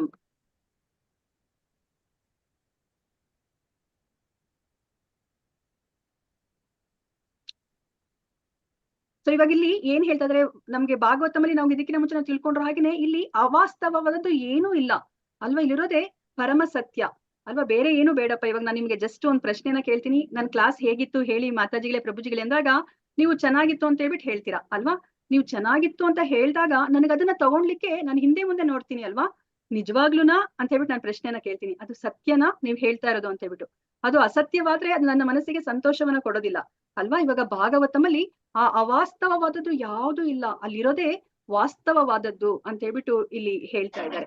ಮತ್ತೆ ನಮ್ಗೆ ಇಂತಹ ಒಂದು ಸಾಹಿತ್ಯವನ್ನ ಓದಿದ್ರೆ, ಈ ಭಾಗವತಂ ಅನ್ನ ಓದಿದ್ರೆ ನಮ್ಗೆ ಏನ್ ಸಿಗುತ್ತೆ ಅಂತ ಹೇಳ್ಬಿಟ್ಟು ನಮ್ಗೆ ಪ್ರಶ್ನೆ ಬರುತ್ತೆ. ಸರಿ ಆಯ್ತು, ಈ ಭಾಗವತಮನ್ನ ಓದೋಣಂತೆ, ಏನ್ ಸಿಗುತ್ತೆ ಅಂತ ಹೇಳ್ಬಿಟ್ಟು ನಮ್ಗೆ ಇಲ್ಲಿ ಪ್ರಶ್ನೆ ಬಂದಾಗ ಇಲ್ಲಿ ಹೇಳ್ತಾ ಇದ್ದಾರೆ ಇದು ಶಿವದಂ. ಸೊ ಶಿವದಂ ಅಂತಂದ್ರೆ ಇದರಲ್ಲಿರುವ ಆ ಭಾಗವತಂನಲ್ಲಿರುವ ಅಂಶ ಅದು ನಮ್ಗೆ ಕಲ್ಯಾಣಕರ. ಬರೀ ನಮ್ಮ ಒಬ್ಬರಿಗೆ ಅಲ್ಲ, ಅದು ಎಲ್ಲರಿಗೂ ಸಕಲರಿಗೂ ಸಹ ಮನುಕುಲಕ್ಕೆನೆ ಇದು ಕಲ್ಯಾಣಕರವಾದದ್ದು ಅಂತ ಹೇಳ್ತಾ ಇದ್ದಾರೆ. ಮತ್ತೆ ಈ ತಾಪತ್ರಯೋನ್ ಮೂಲನಂ ಅಂತ ಹೇಳ್ತಿದ್ದಾರೆ. ಸೊ ಇವಾಗ ನಮ್ಗೆ 3 ಬಗೆಯ ತಾಪತ್ರಗಳಿದೆ ಅಲ್ವಾ? ಆ 3 ಬಗೆಯ ತಾಪತ್ರಗಳು ಯಾವ್ದು ಅಂತ ಹೇಳ್ಬಿಟ್ಟು ಯಾರಾದ್ರೂ ಹೇಳ್ತೀರಾ?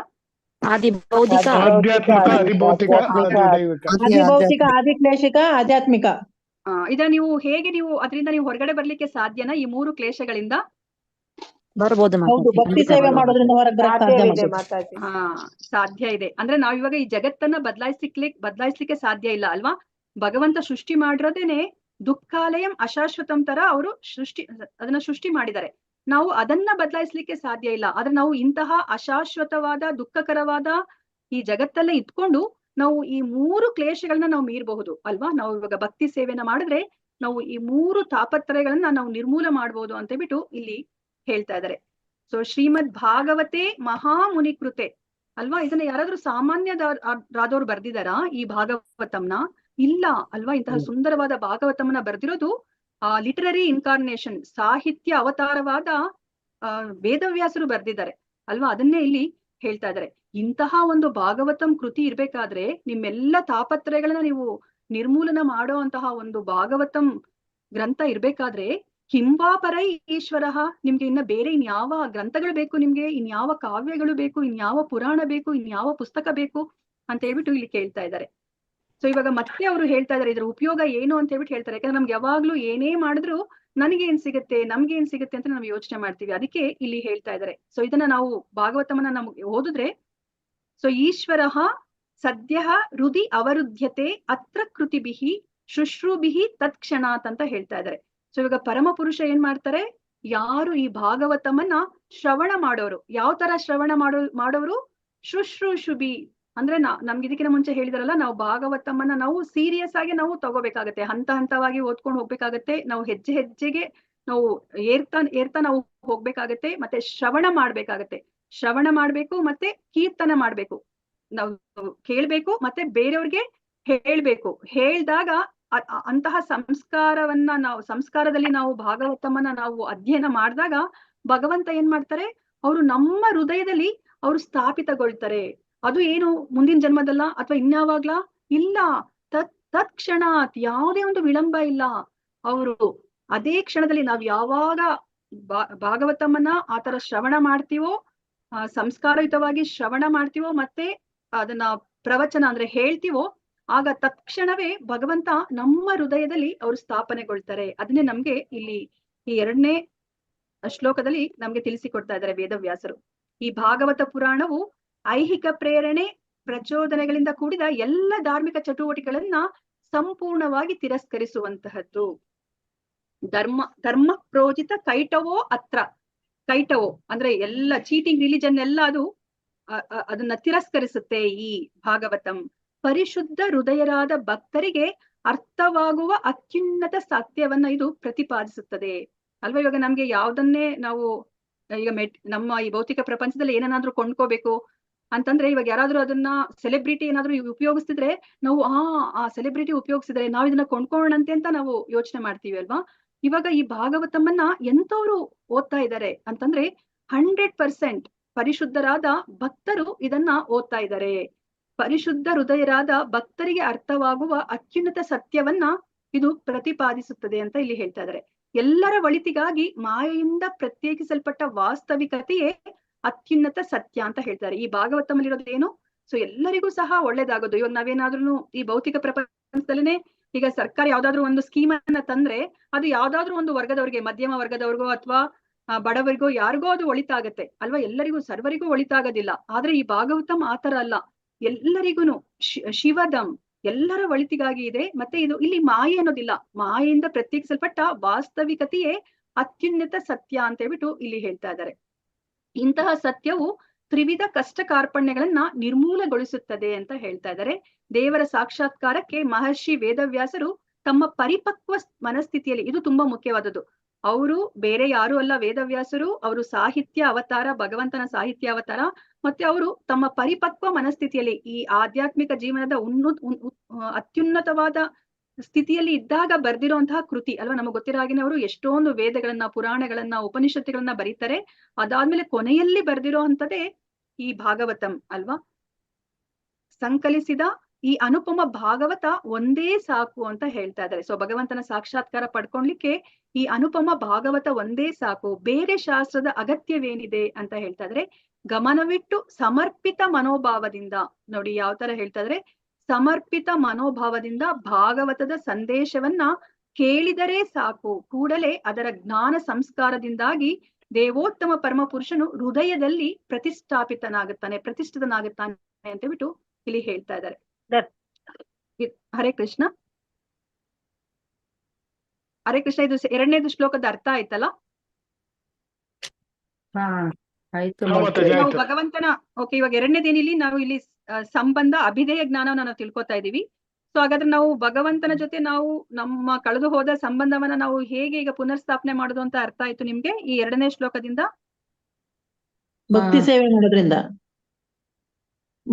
ಭಗವಂತನ ಬಗ್ಗೆ ಭಾಗವತಮನ್ನ ನಾವು ಮಾಡಿದ ತಕ್ಷಣ ಸಮರ್ಪಿತ ಮನೋಭಾವದಿಂದ ನಾವು ಶ್ರವಣ ಮಾಡ್ಬೇಕು. ಸಮರ್ಪಿತ ಮನೋಭಾವದಿಂದ ಶ್ರವಣ ಮಾಡಿದಾಗ ಯಾಕೆ ನಾವು ಭಾಗವತಮನ್ನೇ ನಾವು ಕೇಳ್ಬೇಕು? ಬೇರೆ ಎಷ್ಟೊಂದು ಗ್ರಂಥಗಳಿದೆಯಲ್ಲ ಅದನ್ನ ನಾವು ಕೇಳ್ಕೋಬಹುದಲ್ಲ, ಯಾಕೆ ಇಲ್ಲಿ ಭಾಗವತಮನ್ನೇ ಪುರಾಣ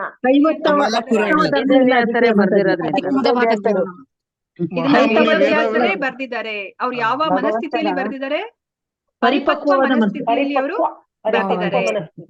ಮತ್ತೆ ಈ ಗ್ರಂಥದಲ್ಲಿ ಯಾವ ವಿಷಯದ ಕುರಿತಾಗಿ ಚರ್ಚಿಸಲಾಗಿದೆ? ಈ ಭಾಗವತಂ ಗ್ರಂಥದಲ್ಲಿ ಭಗವಂತ, ಭಕ್ತಿ ಮತ್ತು ಭಕ್ತರು. ಅಂದ್ರೆ ನಮ್ಮನ್ನ ಈ ಭೌತಿಕ ಪ್ರಪಂಚದ ಈ ಐಹಿಕ ಬಂಧನಕ್ಕೆ ನಮ್ಗೆ ಮತ್ತೆ ಸಿಕ್ಕಾಕುವಂತಹ ವಿಷಯಗಳ ಕುರಿತಾಗಿ ಇಲ್ಲಿ ಪ್ರಸ್ತಾವನೆ ಮಾಡಿಲ್ಲ ಅಲ್ವಾ? ಸೊ ಇಲ್ಲಿ ಪ್ರಸ್ತಾವನೆ ಮಾಡಿರೋದೇ ಇಲ್ಲಿ ಅತ್ಯುನ್ನತ ಸತ್ಯವನ್ನ ಇಲ್ಲಿ ಪ್ರಸ್ತಾವನೆ ಮಾಡಿದ್ದಾರೆ. ಇಲ್ಲಿ ಯಾವುದೇ ಒಂದು ಅವಾಸ್ತವವಾದ ವಿಷಯವನ್ನ ಇಲ್ಲಿ ಚರ್ಚೆ ಮಾಡಿಲ್ಲ. ಇಲ್ಲಿರೋ ವಿಷಯ ಎಂತವ್ರಿಗೆ ಇಷ್ಟ ಆಗುತ್ತೆ ಅಂತಂದ್ರೆ ಪರಿಶುದ್ಧ ಹೃದಯದ ಭಕ್ತರಿಗೆ ಇದು ಪ್ರಿಯವಾಗುತ್ತೆ. ಅಂತಹ ಒಂದು ಸತ್ಯವನ್ನ ಈ ಭಾಗವತ ಗ್ರಂಥ ಪ್ರತಿಪಾದಿಸುತ್ತೆ ಅಂತ ಹೇಳ್ತಾ ಇದ್ದಾರೆ. ಮತ್ತೆ ನಮ್ಗೆ ಇದರಿಂದ ನಾವು ಈ ಭೌತಿಕ ಪ್ರಪಂಚದ ಈ 3 ಕಷ್ಟ ಕಾರ್ಪಣೆ ಏನಿದೆಯೋ ಅದು ನಿರ್ಮೂಲವಾಗುತ್ತೆ ಅಂತ ಹೇಳ್ಬಿಟ್ಟು ಇಲ್ಲಿ ಹೇಳ್ತಾ ಇದ್ದಾರೆ. ಸೊ ಇದನ್ನ ನೀವು ಇವತ್ತೇನೆ ನೀವು ಓದ್ಕೊಳ್ಳಿ. ಸೊ ಇಲ್ಲಿ ನಮ್ಗೆ ಪ್ರಭುಪಾದರು ಹೇಳ್ತಾ ಇದ್ದಾರೆ, ನಮ್ಮ ಈ ಧರ್ಮದಲ್ಲಿ ಈ 4 ವಿಷಯಗಳಿದೆ. ಧರ್ಮ, ಅರ್ಥ, ಕಾಮ, ಮೋಕ್ಷ ಇದೆ. 4 ಚತುರ್ವಿಧ ಪುರುಷಾರ್ಥಗಳಿದೆ ಅಂತ ಹೇಳ್ಬಿಟ್ಟು ನಮ್ಗೆ ಇಲ್ಲಿ ಹೇಳ್ತಾ ಇದ್ದಾರೆ. ಸೊ ಈ ಪುರುಷಾರ್ಥಗಳನ್ನ ನಾವು ಅದನ್ನ ಅನುಸರಿಸ್ತೀವಿ. ಯಾಕಂದ್ರೆ ನಮ್ಗುನು ಮತ್ತೆ ಪ್ರಾಣಿಗಳಿಗೂ ಇರುವ ವ್ಯತ್ಯಾಸ ಎಲ್ಲಿ ಬರುತ್ತೆ ಅಂತಂದ್ರೆ, ಆ ಪ್ರಾಣಿಗಳು ಸಹ ಆಹಾರ ನಿದ್ರ ಭಯ ಮೈಥುನ ಮಾಡ್ತಾರೆ. ಆದ್ರೆ ನಾವೇನಾದ್ರೂ ಬರೀ ಈ 4 ಮಾಡಿ ಜೀವನವನ್ನ ಮಾಡಿದ್ರೆ ನಮಗುನು ಸಹ ನಮಗೂ ಪ್ರಾಣಿಗಳಿಗೂ ಏನೂ ಒಂದು ವ್ಯತ್ಯಾಸ ಇಲ್ಲ ಅಂತ ಹೇಳ್ಬಿಟ್ಟು ಇಲ್ಲಿ ಹೇಳ್ತಾ ಇದ್ದಾರೆ. ಸೊ ಅದಕ್ಕೋಸ್ಕರ ನಾವು ಯಾವಾಗ್ಲೂ ಧರ್ಮವನ್ನ ನಾವು ಅನುಸರಿಸಲೇಬೇಕು ಅಂತ ಹೇಳ್ತಾ ಇದ್ದಾರೆ. ಆದ್ರೆ ಇಲ್ಲಿ ಧರ್ಮವನ್ನ ಅನುಸರಿಸಬೇಕಾದ್ರೆ ಇಲ್ಲಿ ಏನು ತೊಂದರೆ ಆಗತ್ತೆ ಅಂತ ಹೇಳ್ಬಿಟ್ಟು ಇಲ್ಲಿ ಹೇಳ್ತಾ ಇದ್ದಾರೆ. ಸೊ ಇವಾಗ ನಾವು ನಮ್ಗೆ ಧರ್ಮವನ್ನ ಅನುಸರಿಸಬೇಕು ಅಂತ ಅನ್ಸುತ್ತೆ. ಮತ್ತೆ ನಮ್ಮ ಧರ್ಮ ಗ್ರಂಥದಲ್ಲಿ ಇರೋ ಯಾವ್ದಾದ್ರು ಒಂದು ವ್ರತವನ್ನ ಯಜ್ಞವನ್ನ ಆಚರಣೆ ಮಾಡಿ ನಮ್ಮ ಇಂದ್ರಿಯ ಸುಖವನ್ನ ನಮ್ಗೆ ಪೂರೈಸ್ಕೋಬೇಕು ಅಂತ ಅನ್ಸುತ್ತೆ. ಆದ್ರೆ ನಮ್ಗೇನಾದ್ರೂ ವಾಮ ಮಾರ್ಗಗಳೇನಾದ್ರೂ ತಿಳಿದು ನಾವು ಆ ವಾಮ ಮಾರ್ಗಗಳಿಂದ ನಮ್ಮ ಇಂದ್ರಿಯ ತೃಪ್ತಿ ಏನಾದ್ರೂ ನಮ್ಗೆ ಪೂರ್ತಿಗೊಳಿಸ್ಲಿಕ್ಕೆ ಶುರುವಾದ್ರೆ ಏನಾಗುತ್ತೆ, ನಾವ್ ಇವಾಗ ಧರ್ಮವನ್ನ ನಾವು ಅವಾಗ ನೆಗ್ಲೆಕ್ಟ್ ಮಾಡ್ತೀವಿ. ಅದನ್ನೇ ಇಲ್ಲಿ ಹೇಳ್ತಾ ಇದ್ದಾರೆ. ಸೊ ನಾವು ಧರ್ಮ ವಿಧಿಗಳನ್ನ ನಾವು ಅವಾಗ ಫಾಲೋ ಮಾಡೋದಿಲ್ಲ. ಅವಾಗ ಏನಾಗುತ್ತೆ, ಇಲ್ಲಿ ಇವಾಗಿರೋ ಸ್ಥಿತಿಯನ್ನ ಪ್ರಭುಪಾದರು ಹೇಳ್ತಾ ಇದ್ದಾರೆ. ಇವಾಗ ಅದಕ್ಕೋಸ್ಕರನೇ ಇಲ್ಲಿ ದೇವಾಲಯನೇ ಆಗ್ಲಿ, ಚರ್ಚ್ಗಳಲ್ಲೇ ಆಗ್ಲಿ, ಮಾಸ್ಗಳಲ್ಲೇ ಆಗ್ಲಿ, ಇಲ್ಲಿ ಯಾರು ಮನುಷ್ಯರಿಲ್ಲ, ಇಲ್ಲಿ ಅಕ್ಷರಶಃ ನಿರ್ಜನವಾಗಿದೆ ಅಂತ ಹೇಳ್ಬಿಟ್ಟು ಹೇಳ್ತಾ ಇದ್ದಾರೆ. ಆದ್ರೆ ಇವಾಗ ಎಲ್ಲಿ ಜನಗಳು ಹೆಚ್ಚು ಇರ್ತಾರೆ ಅಂತಂದ್ರೆ ಅಂಗಡಿ, ಚಲನಚಿತ್ರ, ಅಲ್ಲೇನೆ ಅವರು ಹೆಚ್ಚು ಇರ್ತಾರೆ ಅಂತ ಹೇಳ್ಬಿಟ್ಟು ಇಲ್ಲಿ ಹೇಳ್ತಾ ಇದ್ದಾರೆ. ಅಂದ್ರೆ ಇಲ್ಲಿ ಮುಖ್ಯವಾಗಿ ಈಗಿರುವ ಪರಿಸ್ಥಿತಿ ಯಾವ ತರ ಇದೆ, ಇಂದ್ರಿಯ ಆಸಕ್ತಿಗಳನ್ನ ತೃಪ್ತಿ ಪಡಿಸ್ಕೊಳ್ಳಿಕ್ಕೆ ಏನೆಲ್ಲ ಬೇಕೋ ಅದನ್ನೇ ಇಲ್ಲಿ ಮಾಡ್ತಾ ಇದ್ದಾರೆ ಅಂತ ಹೇಳ್ಬಿಟ್ಟು ಇಲ್ಲಿ ಧರ್ಮ, ಅರ್ಥ, ಕಾಮ, ಮೋಕ್ಷದ ಬಗ್ಗೆ ಇಲ್ಲಿ ಪ್ರಭುಪಾದರು ತಿಳಿಸಿಕೊಡ್ತಾ ಇದ್ದಾರೆ. ಸೊ ಇಲ್ಲಿ ಮತ್ತೆ ಇಲ್ಲಿ ನಿರ್ಮತ್ಸರಣಾಂ ಸತಾಂ ಅಂತ ಹೇಳ್ತಾರಲ್ವಾ. ಇವಾಗ ಎಂತವ್ರಿಗೆ ಈ ಭಾಗವತ ಗ್ರಂಥ ಇಷ್ಟ ಆಗತ್ತೆ ಅಂತಂದ್ರೆ ನಿರ್ಮತ್ಸರ, ಅವ್ರಿಗೆ ಮತ್ಸರ ಅನ್ನೋದೇ ಇಲ್ಲ. ಇವಾಗ ನಮ್ಗೆ ಗೊತ್ತಿರೋ ಹಾಗೇನೆ ಈ ಭೌತಿಕ ಪ್ರಪಂಚದಲ್ಲಿ ಎಷ್ಟು ಸ್ಪರ್ಧೆ ಇದೆ ಅಲ್ವಾ. ಎಲ್ಲಾ ಕಡೆನೂ ಪೈಪೋಟಿ ಇದೆ. ಬರೇ ಒಂದು ಜಾಗದಲ್ಲಿರುವಂತಹ ಮನುಷ್ಯರ ಜೊತೆ ಅಥವಾ ಒಂದು ಆಫೀಸಲ್ಲಿ ಬರೇ ಅಲ್ಲಿರುವಂತಹ ವ್ಯಕ್ತಿಗಳ ಜೊತೆ ಅಲ್ಲ. ಅಂದ್ರೆ ಒಂದೇ ದೇಶದಲ್ಲೇನೆ ಒಂದು ಸ್ಟೇಟ್ ಇನ್ನೊಂದು ಸ್ಟೇಟ್ ಮಧ್ಯೆ ಪೈಪೋಟಿ ಇದೆ. ಮತ್ತೆ ಒಂದು ದೇಶ ಇನ್ನೊಂದು ದೇಶದ ಮಧ್ಯೆ ಪೈಪೋಟಿ ಇದೆ. ಈ ತರ ಇಲ್ಲಿ ಪೈಪೋಟಿನೇ ಇಲ್ಲಿ ಬಿರುಸಾಗಿ ನಡೀತಾ ಇದೆ ಅಂತ ಹೇಳ್ಬಿಟ್ಟು ಇಲ್ಲಿ ಹೇಳ್ತಾ ಇದ್ದಾರೆ. ಆದ್ರೆ ಭಗವದ್ ಭಕ್ತರು ಯಾವುದೇ ಒಂದು ಪೈಪೋಟಿಗೆ ಅವರು ತಮ್ಮನ್ನ ತಾವು ತೊಡಗಿಸ್ಕೊಳೋದಿಲ್ಲ. ಯಾಕೆ ಅಂತಂದ್ರೆ ಅವರ ಮುಖ್ಯ ಗುರಿ, ಅವರ ಪರಮ ಗುರಿ ಏನಿರುತ್ತೆ, ಭಗವಂತನಿಗೆ ಸಂತೋಷ ಪಡಿಸೋದು ಅಲ್ವಾ. ಇವಾಗ ನಾವು ಭಾಗವತಮ್ಮನ ಓದೋದ್ರಿಂದ ಭಗವಂತನಿಗೆ ಸಂತೋಷ ಆಗತ್ತೆ. ಅಂತಹ ಕಾರ್ಯದಲ್ಲಿ ಈ ಭಗವತ್ ಭಕ್ತರು ತಮ್ಮನ್ನ ತಾವು ತೊಡಗಿಸ್ಕೊಂಡಿರ್ತಾರೆ ಅಂತ ಹೇಳ್ಬಿಟ್ಟು ಇಲ್ಲಿ ಹೇಳ್ತಾ ಇದ್ದಾರೆ.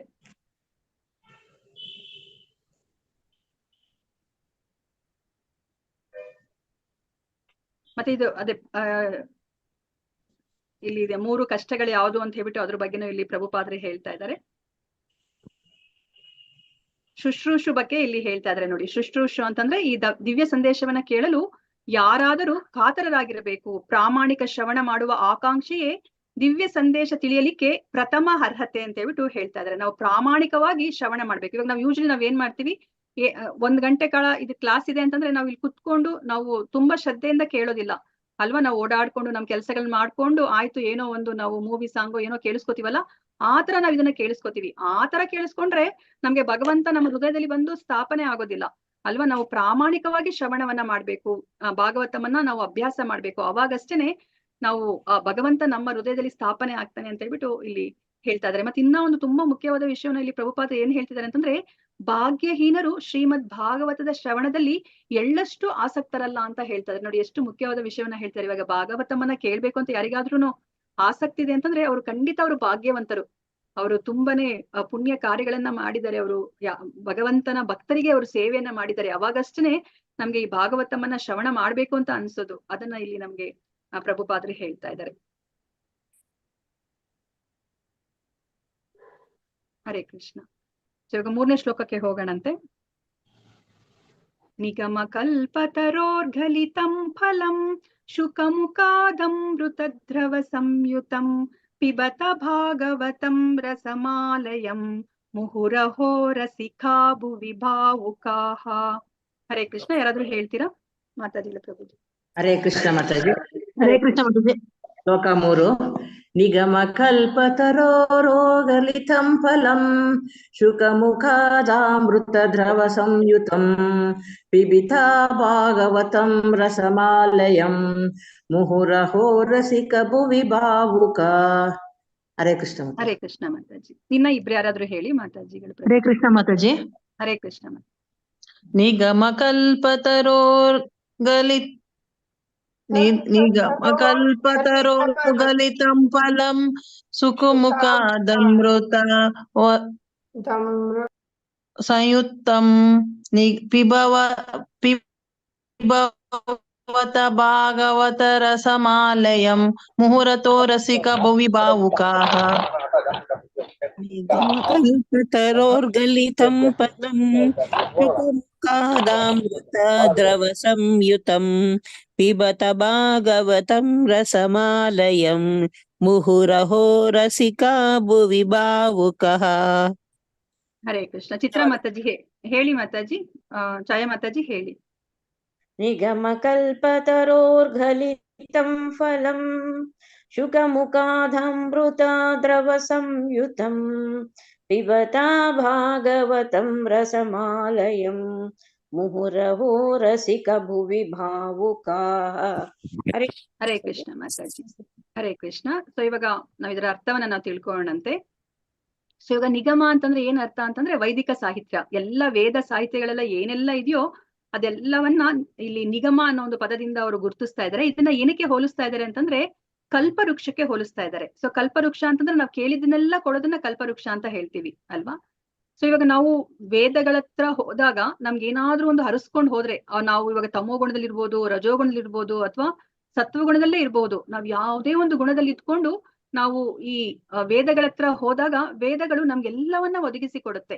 ಸೊ ನನ್ಗೆ ಯಾವ್ದೋ ಒಂದು ಆಸೆ ಇದೆ ಅಂತ ಹೇಳ್ಬಿಟ್ಟು ನಾನು ವೇದಗಳ ಹತ್ರ ಹೋದಾಗ ಅದನ್ನ ಪೂರೈಸ್ಲಿಕ್ಕೆ ಯಾವ್ದಾದ್ರು ಒಂದು ಯಜ್ಞವನ್ನ, ಯಾಗವನ್ನ, ವ್ರತವನ್ನ ಅದು ನಮ್ಗೆ ತಿಳಿಸಿಕೊಡುತ್ತೆ. ಅದಕ್ಕೆ ಇದನ್ನ ಕಲ್ಪತರು ಅಂತ ಕರಿತಾ ಇದ್ದಾರೆ ಎಲ್ಲ ವೈದಿಕ ಸಾಹಿತ್ಯವನ್ನ. ಮತ್ತೆ ಗಲಿತಂ ಫಲಂ. ಇವಾಗ ನಮ್ಗೆ ಯಾವುದೇ ಒಂದು ವೃಕ್ಷದಲ್ಲಿ ನಮ್ಗೆ ತುಂಬಾ ಸಂತೋಷವನ್ನ ಕೊಡುವಂತಹ ಒಂದು ಭಾಗ ಯಾವುದು ಅಂತ ಕೇಳಿದ್ರೆ ನೀವ್ ಏನ್ ಹೇಳ್ತೀರಾ? ಯಾವ್ದಾದ್ರು ಒಂದು ವೃಕ್ಷದಲ್ಲಿ ಹಣ್ಣು ಹಣ್ಣು ಹಣ್ಣು ಅಲ್ವಾ. ಸೊ ಹಣ್ಣು ಹಣ್ಣು ಕಾಯಿದ್ರೆ ಓಕೆನಾ ನಿಮ್ಗೆ? ಹಣ್ಣು ಕಾಯಾಗಿದ್ರೆ ಇನ್ನ ಓಕೆನಾ? ಇಲ್ಲ, ಮಾಗಿದ ಹಣ್ಣು ಅಲ್ವಾ. ಸೊ ಇವಾಗ ಅದನ್ನೇ ಇಲ್ಲಿ ಹೇಳ್ತಾ ಇದ್ದಾರೆ. ಇವಾಗ ಈ ಕಲ್ಪವೃಕ್ಷವಾಗಿರುವಂತಹ ಈ ವೈದಿಕ ಸಾಹಿತ್ಯಗಳಲ್ಲಿ ಅದರಲ್ಲಿ ಹಣ್ಣು ಬಂದಿದೆ. ಎಂತಹ ಹಣ್ಣು? ಮಾಗಿದ ಹಣ್ಣು. ಗಲಿತಂ ಫಲಂ, ಪೂರ್ಣವಾಗಿ ಮಾಗಿದ ಹಣ್ಣು. ಸೊ ಈ ಹಣ್ಣನ್ನ ಇದು ಬರೇ ಹಣ್ಣು ಒಂದೇ ಅಲ್ಲ, ಈ ಹಣ್ಣು ಏನಾಗಿದೆ ಅಂತಂದ್ರೆ ಶುಕ ಮುಖಾದ್ ಅಮೃತ ದ್ರವ ಸಂಯುತಂ ಅಂತ ಹೇಳ್ತಿದ್ದಾರೆ. ಶುಕ ಶ್ರೀಮದ್ ಭಾಗವತಮನ್ನ ಪ್ರಪ್ರಥಮವಾಗಿ ನುಡಿದ ಶ್ರೀ ಶುಕ ಮುನಿ. ಮುಖಾತ್ ತುಟಿಗಳಿಂದ, ಅಮೃತವು ದ್ರವ ಅರ್ಧ ಘನೀಕೃತವಾಗಿಯೂ ಮೃದುವಾಗಿಯೂ ಇರುವುದರಿಂದ ನುಂಗಲು ಸುಲಭವಾದ, ಸಂಯುತಂ ಎಲ್ಲ ವಿಧದಲ್ಲಿಯೂ ಪರಿಪೂರ್ಣವಾದ ಅಂತ ಹೇಳ್ಬಿಟ್ಟು ಇಲ್ಲಿ ಹೇಳ್ತಾ ಇದ್ದಾರೆ. ನೋಡಿ, ಆ ಹಣ್ಣನ್ನ ವರ್ಣನೆ ಮಾಡ್ತಾ ಇದ್ದಾರೆ. ಅಂದ್ರೆ ಈ ವೇದ ಸಾಹಿತ್ಯದ ತಿರುಳು ಏನಿದೆ, ಆ ಮಾಗಿದ ಹಣ್ಣು ಏನಿದೆ, ಅದೇ ಈ ಭಾಗವತಂ. ಹೋಗ್ಲಿ, ಆ ಭಾಗವತಂ ಅದನ್ನ ಯಾರು ಹೇಳಿದ್ದಾರೆ ಅಂತಂದ್ರೆ ಶುಕ ಮುನಿಗಳು ಹೇಳಿದ್ದಾರೆ. ಇವಾಗ ನಮಗೆ ಗೊತ್ತಿರಾಗಿದೆ, ಯಾವುದೇ ಒಂದು ಹಣ್ಣನ್ನ ಗಿಣಿ ಕಚ್ಚಿದಾಗ ಏನಾಗುತ್ತೆ, ಆ ಹಣ್ಣು ಇನ್ನ ಸ್ವಾದಿಷ್ಟವಾಗಿರುತ್ತೆ ಅಲ್ವಾ. ಅದೇ ತರನೇ ಈಗ ಪ್ರಪ್ರಥಮವಾಗಿ ವೇದವ್ಯಾಸರು ಬರೆದಿರುವಂತಹ ಈ ಭಾಗವತಮನ್ನ ಯಾರು ಹೇಳಿದ್ದಾರೆ? ಶುಕ ಮುನಿಗಳು ಹೇಳಿದ್ದಾರೆ ಅಲ್ವಾ. ಅವರು ಶುಕ ಮುನಿಗಳು ಸಾಮಾನ್ಯವಾದ ಮುನಿಗಳ ಅವರು ಶುಕ ಮುನಿಗಳು ಇಲ್ಲ ಮಾತಾಜಿ, ವೇದವ್ಯಾಸರ ಮಗ. ವೇದವ್ಯಾಸರ ಮಗ. ಮತ್ತೆ ಯಾಕೆ ನಮ್ಗೆ ಇದನ್ನ ಶುಕ ಮುನಿಗಳ ಬಾಯಿಂದ ನಮ್ಗೆ ಕೇಳ್ಬೇಕು ಅಂತ ಹೇಳ್ಬಿಟ್ಟು ನಮ್ಗೆ ಇಲ್ಲಿ ಹೇಳ್ತಾ ಇದ್ದಾರೆ? ಅದಕ್ಕೆ ಇದು ತುಂಬಾ ಸ್ವಾದಿಷ್ಟವಾಗಿದೆ, ರಸಭರಿತವಾಗಿದೆ, ಅರ್ಧ ಘನೀಕೃತವಾಗಿದೆ, ಮೃದುವಾಗಿದೆ, ನುಂಗ್ಲಿಕ್ಕೆ ಸಾಧ್ಯವಾಗಿದೆ, ಪರಿಪೂರ್ಣವಾಗಿದೆ ಅಂತ ಹೇಳ್ಬಿಟ್ಟು ಯಾಕೆ ಹೇಳ್ತಾ ಇದ್ದಾರೆ ಇಲ್ಲಿ? ಇದೆ ಅದೇ ತರ ಕೇಳಿಕೊಂಡು ನಮ್ಗೆ ಹೇಳ್ತಾರೆ. ಮುನಿಗಳ ಗುಣಲಕ್ಷಣಗಳೇನು? ಗಿಳಿ ಕಚ್ಚಿದ ಹಣ್ಣು ರುಚಿಯಾಗಿರುತ್ತೆ, ಹಾಗೆ ಶುಕಮುನಿಗಳ ಬಾಯಿಯಿಂದ ಬಂದ ಅದೇ ತರ ಈಗ ಯಾಕೆ ಅದು ರುಚಿಯಾಗಿರುತ್ತೆ. ಯಾಕೆ ಶುಕಮುನಿಗಳು ಏನ್ ಸ್ಪೆಷಲ್ ಇದ್ದಾರೆ? ಅವರು ಶುದ್ಧ ಶುಕಮುನಿಗಳು ಹುಟ್ಟಿದಾಗಿಂದಲೇ ಮುಕ್ತರಾಗಿದ್ರು. ಹುಟ್ಟಿದಿಂದಲೇ ಅವರು ಮುಕ್ತಾತ್ಮರಾಗಿದ್ದಾರೆ. ಮುಕ್ತಾತ್ಮರಾದಂತವ್ರಿಗೂ ಸಹ ಈ ಭಾಗವತಂ ಅದು ಆಕರ್ಷಿಸ್ತಾ ಇದೆ ಅಲ್ವಾ. ಇವಾಗ ನಮ್ಮ ಜೀವನದ ಗುರಿ ಅಂತಂದ್ರೆ ನಾವು ಮುಕ್ತಿ ಅಂತ ಹೇಳ್ತೀವಿ ಅಲ್ವಾ. ನಾವು ಮತ್ತೆ ಈ ದೇಹವನ್ನ ಪಡ್ಕೊಳೋದು ಬೇಕಾಗಿರೋದಿಲ್ಲ, ಅಂತಹ ಸ್ಥಿತಿನೇ ನಾವು ಮುಕ್ತಿ ಅಂತ ನಾವು ಕರಿತೀವಿ. ಇವಾಗ ಶುಕಮುನಿಗಳು ಮುಕ್ತಾತ್ಮರು ಆದ್ರೂ ಸಹ ಅವ್ರು ಇವಾಗ ಈ ಭಾಗವತಮನ್ನ ಅವರು ಶ್ರವಣ ಮಾಡ್ತಿದ್ದಾರೆ, ಅವ್ರ ತಂದೆಯಿಂದ ಕಲ್ತ್ಕೊಂಡಿದ್ದಾರೆ ಅಲ್ವಾ. ಅಂದ್ರೆ ಏನರ್ಥ? ಇದು ಮುಕ್ತಾತ್ಮರಿಗೂ ಸಹ ಬೇಕಾಗಿರುವಂತಹ ಒಂದು ಗ್ರಂಥ ಅಥವಾ ಒಂದು ಸಾಹಿತ್ಯ ಇದು ಭಾಗವತಂ ಅಲ್ವಾ. ಮತ್ತೆ ಶುಕಮುನಿಗಳು ಇವಾಗ ಅದನ್ನ ಯಾಕೆ ತುಂಬಾ ಸ್ವೀಟ್ ಅಂತ ಹೇಳ್ತಿದ್ದಾರೆ ಅಂತಂದ್ರೆ, ಅವರು ಇವಾಗ ಏನು ಈ ಗುರು ಪರಂಪರೆಯಲ್ಲಿ ಬಂದಿರುವಂತಹ ಜ್ಞಾನವನ್ನ ಯಥಾವತ್ತಾಗಿ ಹೇಳಿದ್ದಾರೆ ಅಂತ ಹೇಳ್ಬಿಟ್ಟು ಅವ್ರನ್ನ ಇವಾಗ ಗಿಣಿ ಹಾಗೆ ಅಲ್ವಾ, ಗಿಣಿ ಪಾಠ ಅಂತ ನಾವ್ ಹೇಳ್ತೀವಿ. ಅಂದ್ರೆ ಏನ್ ಹೇಳ್ಕೊಡ್ತಾರೋ ಅದನ್ನ ಹಾಗೆ ಯಥಾವತ್ತಾಗಿ ಹೇಳೋದನ್ನ ಗಿಣಿ ಪಾಠ ಅಂತ ಹೇಳ್ತೀವಿ. ಇವಾಗ ಶುಕಮುನಿಗಳು ಅವರ ತಂದೆ ಆ ಗುರು ಪರಂಪರೆಯಲ್ಲಿ ಬಂದಿರುವಂತಹ ಈ ಜ್ಞಾನವನ್ನ ಅವ್ರ ತಂದೆ ಹೇಳಿರೋ ತರನೇ ಅವ್ರು ಹೇಳಿದ್ದಾರೆ ಅಂತ ಹೇಳ್ಬಿಟ್ಟು ಇಲ್ಲಿ ತುಂಬಾ ಸ್ವೀಟ್ ಆಗಿದೆ ಅಂತ ಹೇಳ್ತಾ ಇಲ್ಲ. ಯಾಕೆ ಹೇಳ್ತಾ ಇದ್ದಾರೆ ಅಂತಂದ್ರೆ ಅವ್ರು ಅದನ್ನ ಅರ್ಥ ಮಾಡ್ಕೊಂಡಿದ್ದಾರೆ, ಮತ್ತೆ ಅವ್ರು ಎಷ್ಟು ಅದನ್ನ ಸರಿಯಾಗಿ ಬರ್ದಿದ್ದಾರೆ ಅಂತಂದ್ರೆ ಎಲ್ಲಾ ವರ್ಗಗಳಿಗೂ ಸಹ ಇದು ಅರ್ಥ ಆಗೋ ತರ ಅವರು ಹೇಳ್ತಾ ಇದ್ದಾರೆ ಅಲ್ವಾ. ಇವಾಗ ನಮ್ಗೆ ಒಂದೊಂದು ಸಾಹಿತ್ಯವನ್ನ ಓದಿದಾಗ ಅದು ತುಂಬಾ ಬುದ್ಧಿವಂತರಿಗೆ ಮಾತ್ರ ಅರ್ಥ ಆಗುತ್ತೆ ಅಲ್ವಾ. ಇವಾಗ ಅಕಸ್ಮಾತ್ ಕಡಿಮೆ ಬುದ್ಧಿವಂತರಿಗೆ ಅರ್ಥ ಆಗೋದಿಲ್ಲ. ಆದ್ರೆ ನಮ್ಗೆ ಇವಾಗ ಮುಂದೆ ನಾವು ಅಧ್ಯಾಯಗಳಲ್ಲಿ ನಾವು ತಿಳ್ಕೊತೀವಿ ಈ ಭಾಗವತಂ ಈ ಸ್ತ್ರೀಯರಿಗೆ ಮತ್ತೆ ಶೂದ್ರರಿಗೆ ಬ್ರಾಹ್ಮಣ ಬಂಧುಗಳಿಗೂ ಸಹ ಅರ್ಥ ಆಗುತ್ತೆ ಅಂತ ಹೇಳ್ಬಿಟ್ಟು ನಾವು ತಿಳ್ಕೊತೀವಿ. ಅಂದ್ರೆ ಅಷ್ಟು ಅವರು ಅಂದ್ರೆ ಮೃದುವಾಗಿದೆ. ಇವಾಗ ಚಿಕ್ಕ ಮಕ್ಕಳಿಗೆ ನಾವ್ ಏನ್ ಮಾಡ್ತೀವಿ, ರಾಗಿ ಸರಿ ಮಾಡಿ ಕೊಡ್ತೀವಿ ಅಲ್ವಾ. ರಾಗಿ ಸರಿಯಲ್ಲಿ ಮಗು ಅದನ್ನ ಈಸಿಯಾಗಿನೂ ಸಹ ಅದನ್ನ ಡೈಜೆಸ್ಟ್ ಮಾಡ್ಕೊಳುತ್ತೆ, ಮತ್ತೆ ಅದ್ರಲ್ಲಿ ಎಲ್ಲ ಬೇಕಾಗಿರುವಂತಹ ಎಲ್ಲಾ ನ್ಯೂಟ್ರಿಯೆಂಟ್ಸ್ ಸಿಗುತ್ತೆ ಅಲ್ವಾ. ಅದೇ ತರನೇ ಅಂತಹ ತಿರುಳು ಈ ಭಾಗವತಂ. ಈ ಶುಕಮುನಿಗಳು ಅಷ್ಟು ಚೆನ್ನಾಗಿ ಅದನ್ನ ಅವ್ರ ಎಲ್ಲಾ ವರ್ಗಗಳಿಗೆ ಅರ್ಥ ಆಗೋ ತರ ಅವರು ಅದನ್ನ ಕೊಟ್ಟಿದ್ದಾರೆ, ಯಾರು ಶುಕಮುನಿಗಳು. ಅದಕ್ಕೋಸ್ಕರನೇ ಇದು ತುಂಬಾ ಸ್ವೀಟ್ ಆಗಿದೆ, ಇದು ಸಿಹಿಯಾಗಿದೆ, ಅಮೃತದ ತರ ಇದೆ ಅಂತ ಹೇಳ್ಬಿಟ್ಟು ಹೇಳ್ತಾ ಇದ್ರೆ. ಮತ್ತೆ ಇಲ್ಲಿ ನಮ್ಗೆ ಕರೆಯನ್ನ ಕೊಡ್ತಾ ಇದ್ದಾರೆ, ಪಿಬತ ಭಾಗವತಂ, ಬನ್ನಿ ನೀವೆಲ್ಲರೂ ಇದನ್ನ ಆಸ್ವಾದಿಸಿ.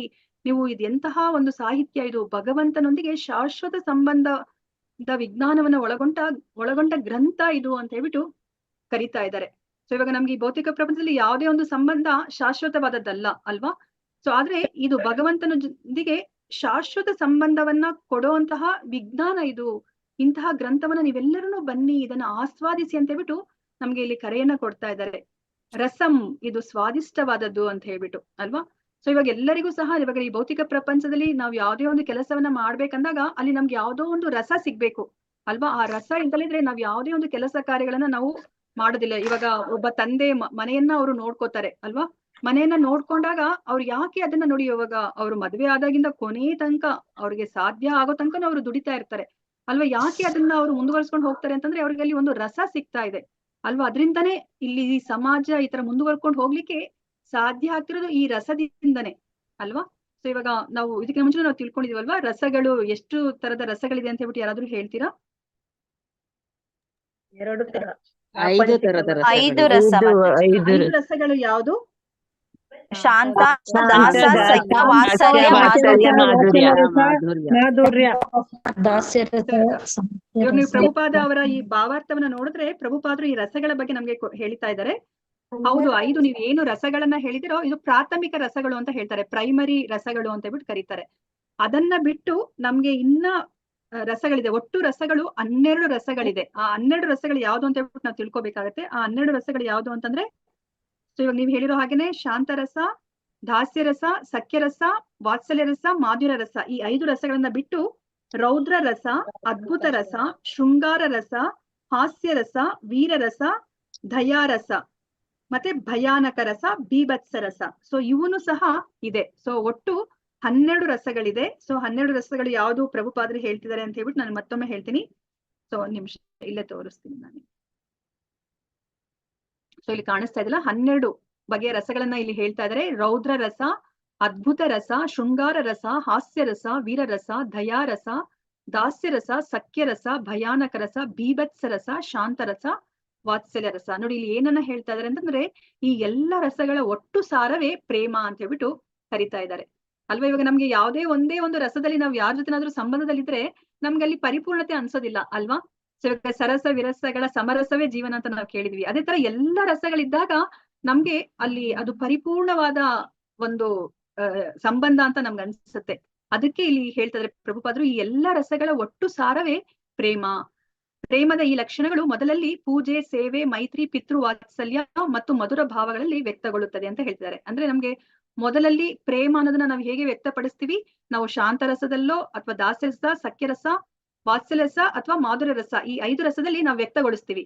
ಈ 5 ಭಾವ ಇಲ್ದಲಿದ್ದಾಗ ಏನಾಗುತ್ತೆ, ಪ್ರೇಮವನ್ನ ನಾವು ಕೋಪ, ಅದ್ಭುತ, ಹಾಸ್ಯ, ವೀರ, ಭಯ, ಬೀಭತ್ಸ ಮೊದಲಾದ ರಸ ರೀತಿಗಳಲ್ಲಿ ನಾವು ಪ್ರಕಟಗೊಳಿಸ್ತೀವಿ ಅಂತ ಹೇಳ್ಬಿಟ್ಟು ಇಲ್ಲಿ ಪ್ರಭುಪಾದರು ಹೇಳ್ತಾ ಇದ್ದಾರೆ. ಸೊ ಇವಾಗ ಈ ಒಟ್ಟು 12 ರಸಗಳಿದೆ.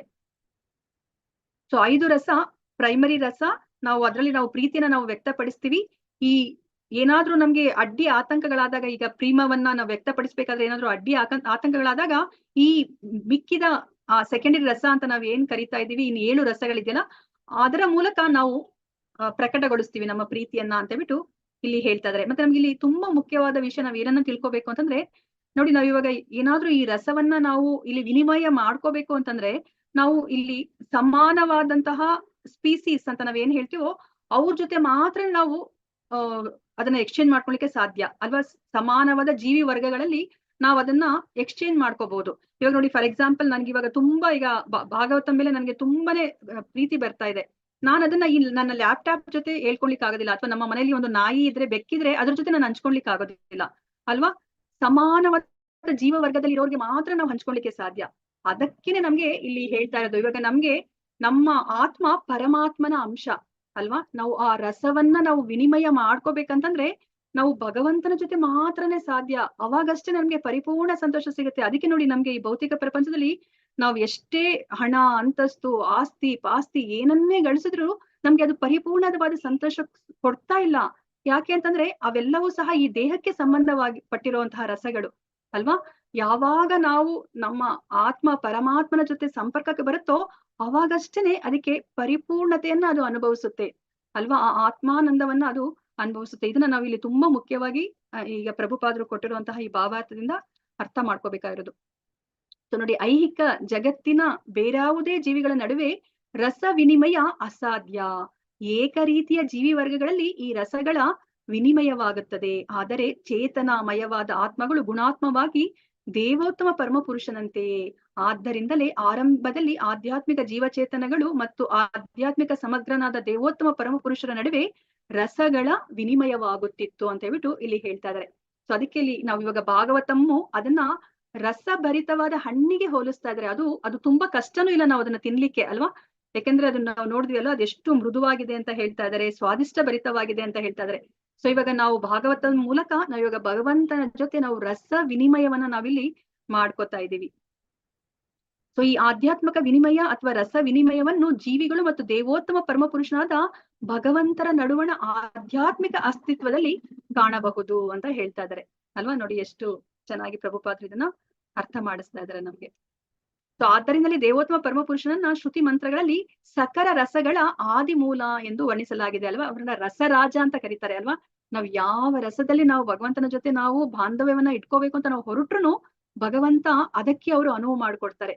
ಅದಕ್ಕೇನೆ ಅವ್ರನ್ನ ಎಲ್ಲ ರಸಗಳ ಆದಿ ಮೂಲ ಮತ್ತೆ ರಸರಾಜ ಅವರು ಅಂತ ವರ್ಣನೆ ಮಾಡಲಾಗಿದೆ ಅಂತ ಹೇಳ್ತಿದ್ದಾರೆ. ದೇವೋತ್ತಮ ಪರಮಪುರುಷನ ಒಡನಾಟದಲ್ಲಿ ಭಗವಂತನೊಂದಿಗೆ ಸಹಜ ಸ್ವರೂಪಾನುಸಾರ ರಸ ವಿನಿಮಯ ಮಾಡಿಕೊಂಡಾಗಲೇ ವಾಸ್ತವವಾಗಿ ಜೀವಿಗೆ ಸುಖ ಸಂತೋಷ ಪ್ರಾಪ್ತಿಯಾಗುವುದು ಅಲ್ವಾ. ಸೊ ನೋಡಿ, ಇದರಿಂದ ನಮ್ಗೆ ಅರ್ಥ ಆಗ್ತಾ ಇದೆ ಯಾಕೆ ನಮ್ಗೆ ಭಗವಂತನ ಜೊತೆನೆ ನಾವು ಇವಾಗ ಹರೇ ಕೃಷ್ಣ ಮಹಾಮಂತ್ರ ಹೇಳ್ಕೊಂಡ್ರೆ ಅಥವಾ ಭಾಗವತಂ ಓದಿದ್ರೆ, ಭಗವದ್ಗೀತೆನ ಓದಿದ್ರೆ ಮಾತ್ರ ನಮ್ಗೆ ಯಾಕೆ ಸಂತೋಷ ಸಿಗ್ತಾ ಇದೆ ಅಂತಂದ್ರೆ ನಮ್ಗಲ್ಲಿ ರಸ ವಿನಿಮಯ ಆಗ್ತಿದೆ. ಯಾರ ಜೊತೆ? ದೇವೋತ್ತಮ ಪರಮ ಪುರುಷನ ಜೊತೆ ಅಲ್ವಾ? ನಾವು ಅವನ ಅಂಶ, ನಾವು ನಾವೆಲ್ಲರೂ ಸಹ ಭಗವಂತನ ವಿಭಿನ್ನ ಅಂಶ ಅಲ್ವಾ? ಅವರ ಜೊತೆ ನಾವು ವಿನಿಮಯ ಮಾಡ್ಕೊಂಡ್ರೆ ಅಷ್ಟೇನೆ ನಮ್ಗೆ ಆ ಪರಿಪೂರ್ಣವಾದ ಸಂತೋಷ ಪ್ರಾಪ್ತಿಯಾಗುತ್ತೆ ಅಂತ ಹೇಳ್ಬಿಟ್ಟು ಇಲ್ಲಿ ಹೇಳ್ತಾ ಇದ್ದಾರೆ. ಮತ್ತೆ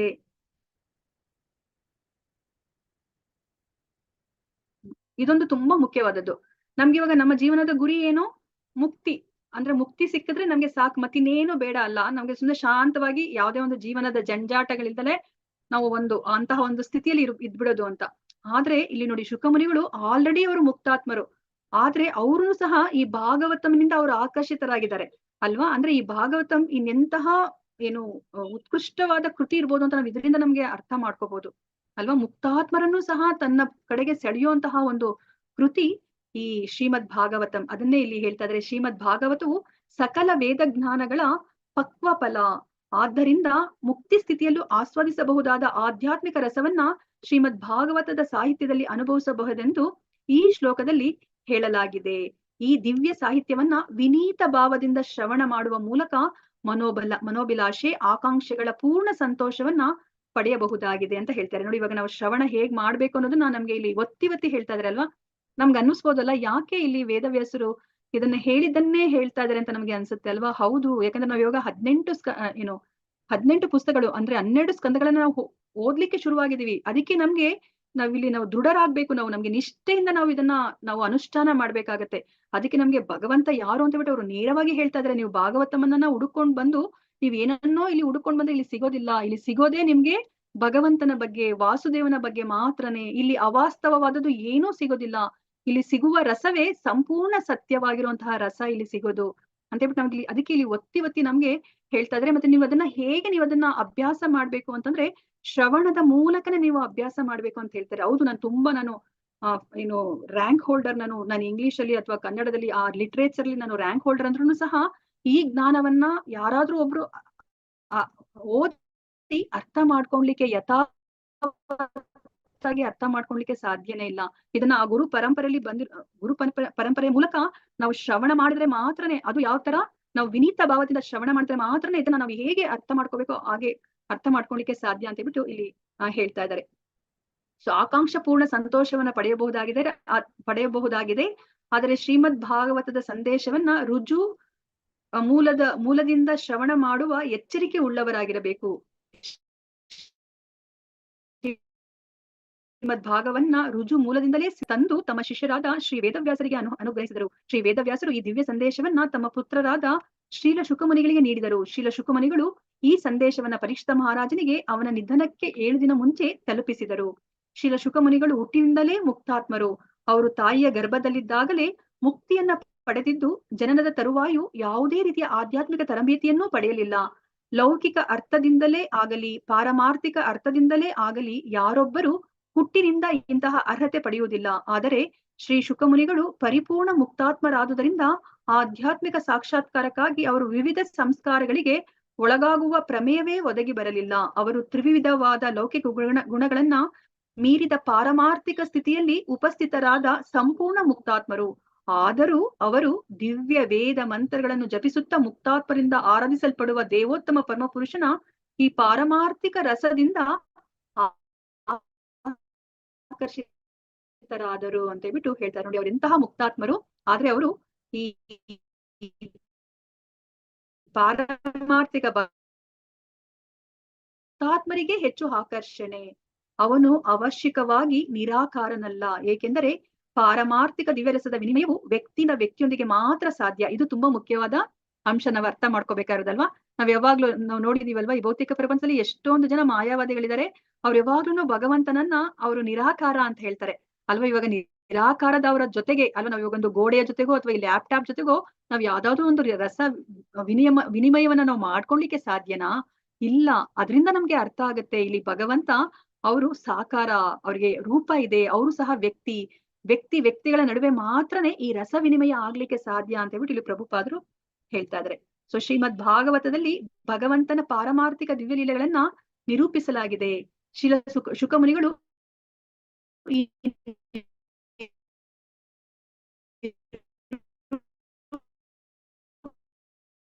ತುಂಬಾ ಸಿಹಿಯಾಗಿದೆ. ಅಲ್ಲಿ ಯಾವ್ದೋ ಒಂದು ಸೆಂಟೆನ್ಸ್ ಅನ್ನ ಇಲ್ಲಿ ಯಾವ್ದೋ ಒಂದು ಸೆಂಟೆನ್ಸ್ ಅನ್ನ ಹೇಳಿದ್ರೆ ನಿಮ್ಗೆ ಏನಾದ್ರೂ ಅರ್ಥ ಆಗತ್ತಾ? ಅರ್ಥ ಆಗೋದಿಲ್ಲ. ಅದನ್ನ ವ್ಯವಸ್ಥಿತವಾಗಿ ಅರ್ಥ ಆಗ್ಲಿಕ್ಕೆ ಸಾಧ್ಯ. ಈಗ ಇದನ್ನ ಪಾರಮಾರ್ಥಿಕ ಸತ್ಯವನ್ನ ಶ್ರೀಲ ಶುಕದೇವ ಗೋಸ್ವಾಮಿಯವರು ಅದನ್ನ ವ್ಯವಸ್ಥಿತವಾಗಿ ಅದನ್ನ ವರ್ಣಿಸಿದ್ದಾರೆ. ತನ್ಮೂಲಕ ಇದು ಮುಕ್ತಿ ಬಯಸುವವರಿಗೂ ದೇವೋತ್ತಮ ಪರಮ ಪುರುಷನೊಂದಿಗೆ ಒಂದಾಗಲಿಚ್ಛಿಸುವವರು ಸೇರಿದಂತೆ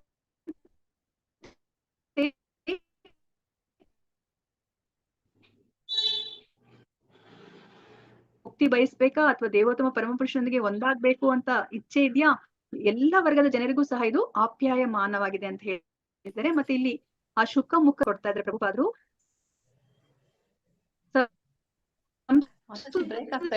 ಗಿಣಿಯನ್ನ ಶುಕ ಎಂದು ಕರೆಯಲ್ಲ. ಮಾತಾಜಿ ಬ್ರೇಕ್ ಆಗ್ತಾ ಇದೆ. ಇಂಟರ್ನೆಟ್ ಬ್ರೇಕ್ ಆಗ್ತಿದೆ. ಕೇಳಿಸ್ತಾ ಇಲ್ಲ ಮಾತಾಜಿ, ಕಂಟಿನ್ಯೂಸ್ ಆಗಿ. ಓಕೆ, ಇನ್ನೊಂದು 5 ನಿಮಿಷ. ಹೌದಾ? ಓಕೆ, ಇನ್ನೊಂದು 5 ನಿಮಿಷ ಇದೆ. ಮತ್ತೆ ನಾನು ಮತ್ತೆ ಚೇಂಜ್ ಮಾಡ್ಕೊಂಡ್ರೆ ಒಂದ್ ಸ್ವಲ್ಪ ಸಮಯ ಇದಾಗೋಗುತ್ತೆ. ಇನ್ನೊಂದ್ 2 ನಿಮಿಷ ನೋಡೋಣಂತೆ. ಮತ್ತೆ ಹಾಗೆ ಇದ್ರೆ ನಾನು ಟ್ರೈ ಮಾಡ್ತೀನಿ. ಓಕೆ, ಸಂಸ್ಕೃತದಲ್ಲಿ ಗಿಣಿಯನ್ನ ಶುಕ ಎಂದು ಕರೆಯಲಾಗಿದೆ. ಪಕ್ವ ಫಲವೊಂದು ಇಂತಹ ಪಕ್ಷಿಗಳ ಕೆಂಪು ಕೊಕ್ಕುಗಳಿಂದ ಛೇದಿಸಿದಾಗ ಅದರ ರಸ ಮಾಧುರ್ಯ ಹೆಚ್ಚುತ್ತದೆ ಅಲ್ವಾ. ಗಿಣಿ ಕಚ್ಚಿರುವಂತಹ ಹಣ್ಣು ತುಂಬಾ ಸ್ವಾದಿಷ್ಟವಾಗಿರುತ್ತದೆ. ಶ್ರೀಲ ಶುಕಮುನಿಗಳ ಮುಖದಿಂದ ನಿರೂಪಿತವಾದ ವೈದಿಕ ಫಲವು ಜ್ಞಾನದಿಂದ ಪರಿಪಕ್ವವಾದದ್ದು. ಇಲ್ಲಿ ಶುಕಮುನಿಗಳನ್ನ ಗಿಣಿಗೆ ಹೋಲಿಸಿರುವುದು ಶ್ರೀಮದ್ ಭಾಗವತವನ್ನು ತಮ್ಮ ಪಂಡಿತೋತ್ತಮ ತಂದೆಯಿಂದ ಕೇಳಿದಂತೆಯೇ ಕರಾರುವಕ್ಕಾಗಿ ಪಠಿಸಿದ್ದಕ್ಕಾಗಿ ಅಲ್ಲ. ನೋಡಿ, ಯಥಾವತ್ತಾಗಿ ಅವರು ಹೇಳಿದ್ದಾರೆ ಅಂತ ಹೇಳ್ಬಿಟ್ಟು ಇದನ್ನ ಅವರು ಗಿಣಿಗೆ ಹೋಲಿಸ್ತಾ ಇಲ್ಲ. ಯಾಕೆ ಹೋಲಿಸ್ತಾ ಇದ್ದಾರೆ ಅಂತಂದ್ರೆ, ಸಕಲ ವರ್ಗದ ಜನರಿಗೂ ಆಪ್ಯಾಯಮಾನವಾಗುವ ರೀತಿಯಲ್ಲಿ ಶ್ರೀಮದ್ ಭಾಗವತವನ್ನ ನಿರೂಪಿಸಿದ ಸಾಮರ್ಥ್ಯಕ್ಕಾಗಿ ಅವರನ್ನ ಗಿಣಿಗೆ ಹೋಲಿಸಲಾಗಿದೆ ಅಂತ ಹೇಳ್ತಾ ಇದ್ದಾರೆ. ಸೊ ಇದನ್ನ ನಾವಿಲ್ಲಿ ತಿಳ್ಕೊಬೇಕಾದ್ರು ಮುಖ್ಯವಾಗಿ ಯಾಕೆ ಇಲ್ಲಿ ಶುಕಮುನಿಗಳನ್ನ ಅದು ಏನು ಗಿಣಿಗೆ ಹೋಲಿಸ್ತಾ ಇದ್ದಾರೆ ಅಂತ ಹೇಳ್ಬಿಟ್ಟು. ಹೌದು, ಅವ್ರ ಹೆಸರು ಸಹ ಶುಕ ಅಂತ ಬರುತ್ತೆ. ಯಾಕೆ ಅಂತ ಹೇಳ್ಬಿಟ್ಟು ಇಲ್ಲಿ ನಾವು ಅರ್ಥ ಮಾಡ್ಕೋಬಹುದು.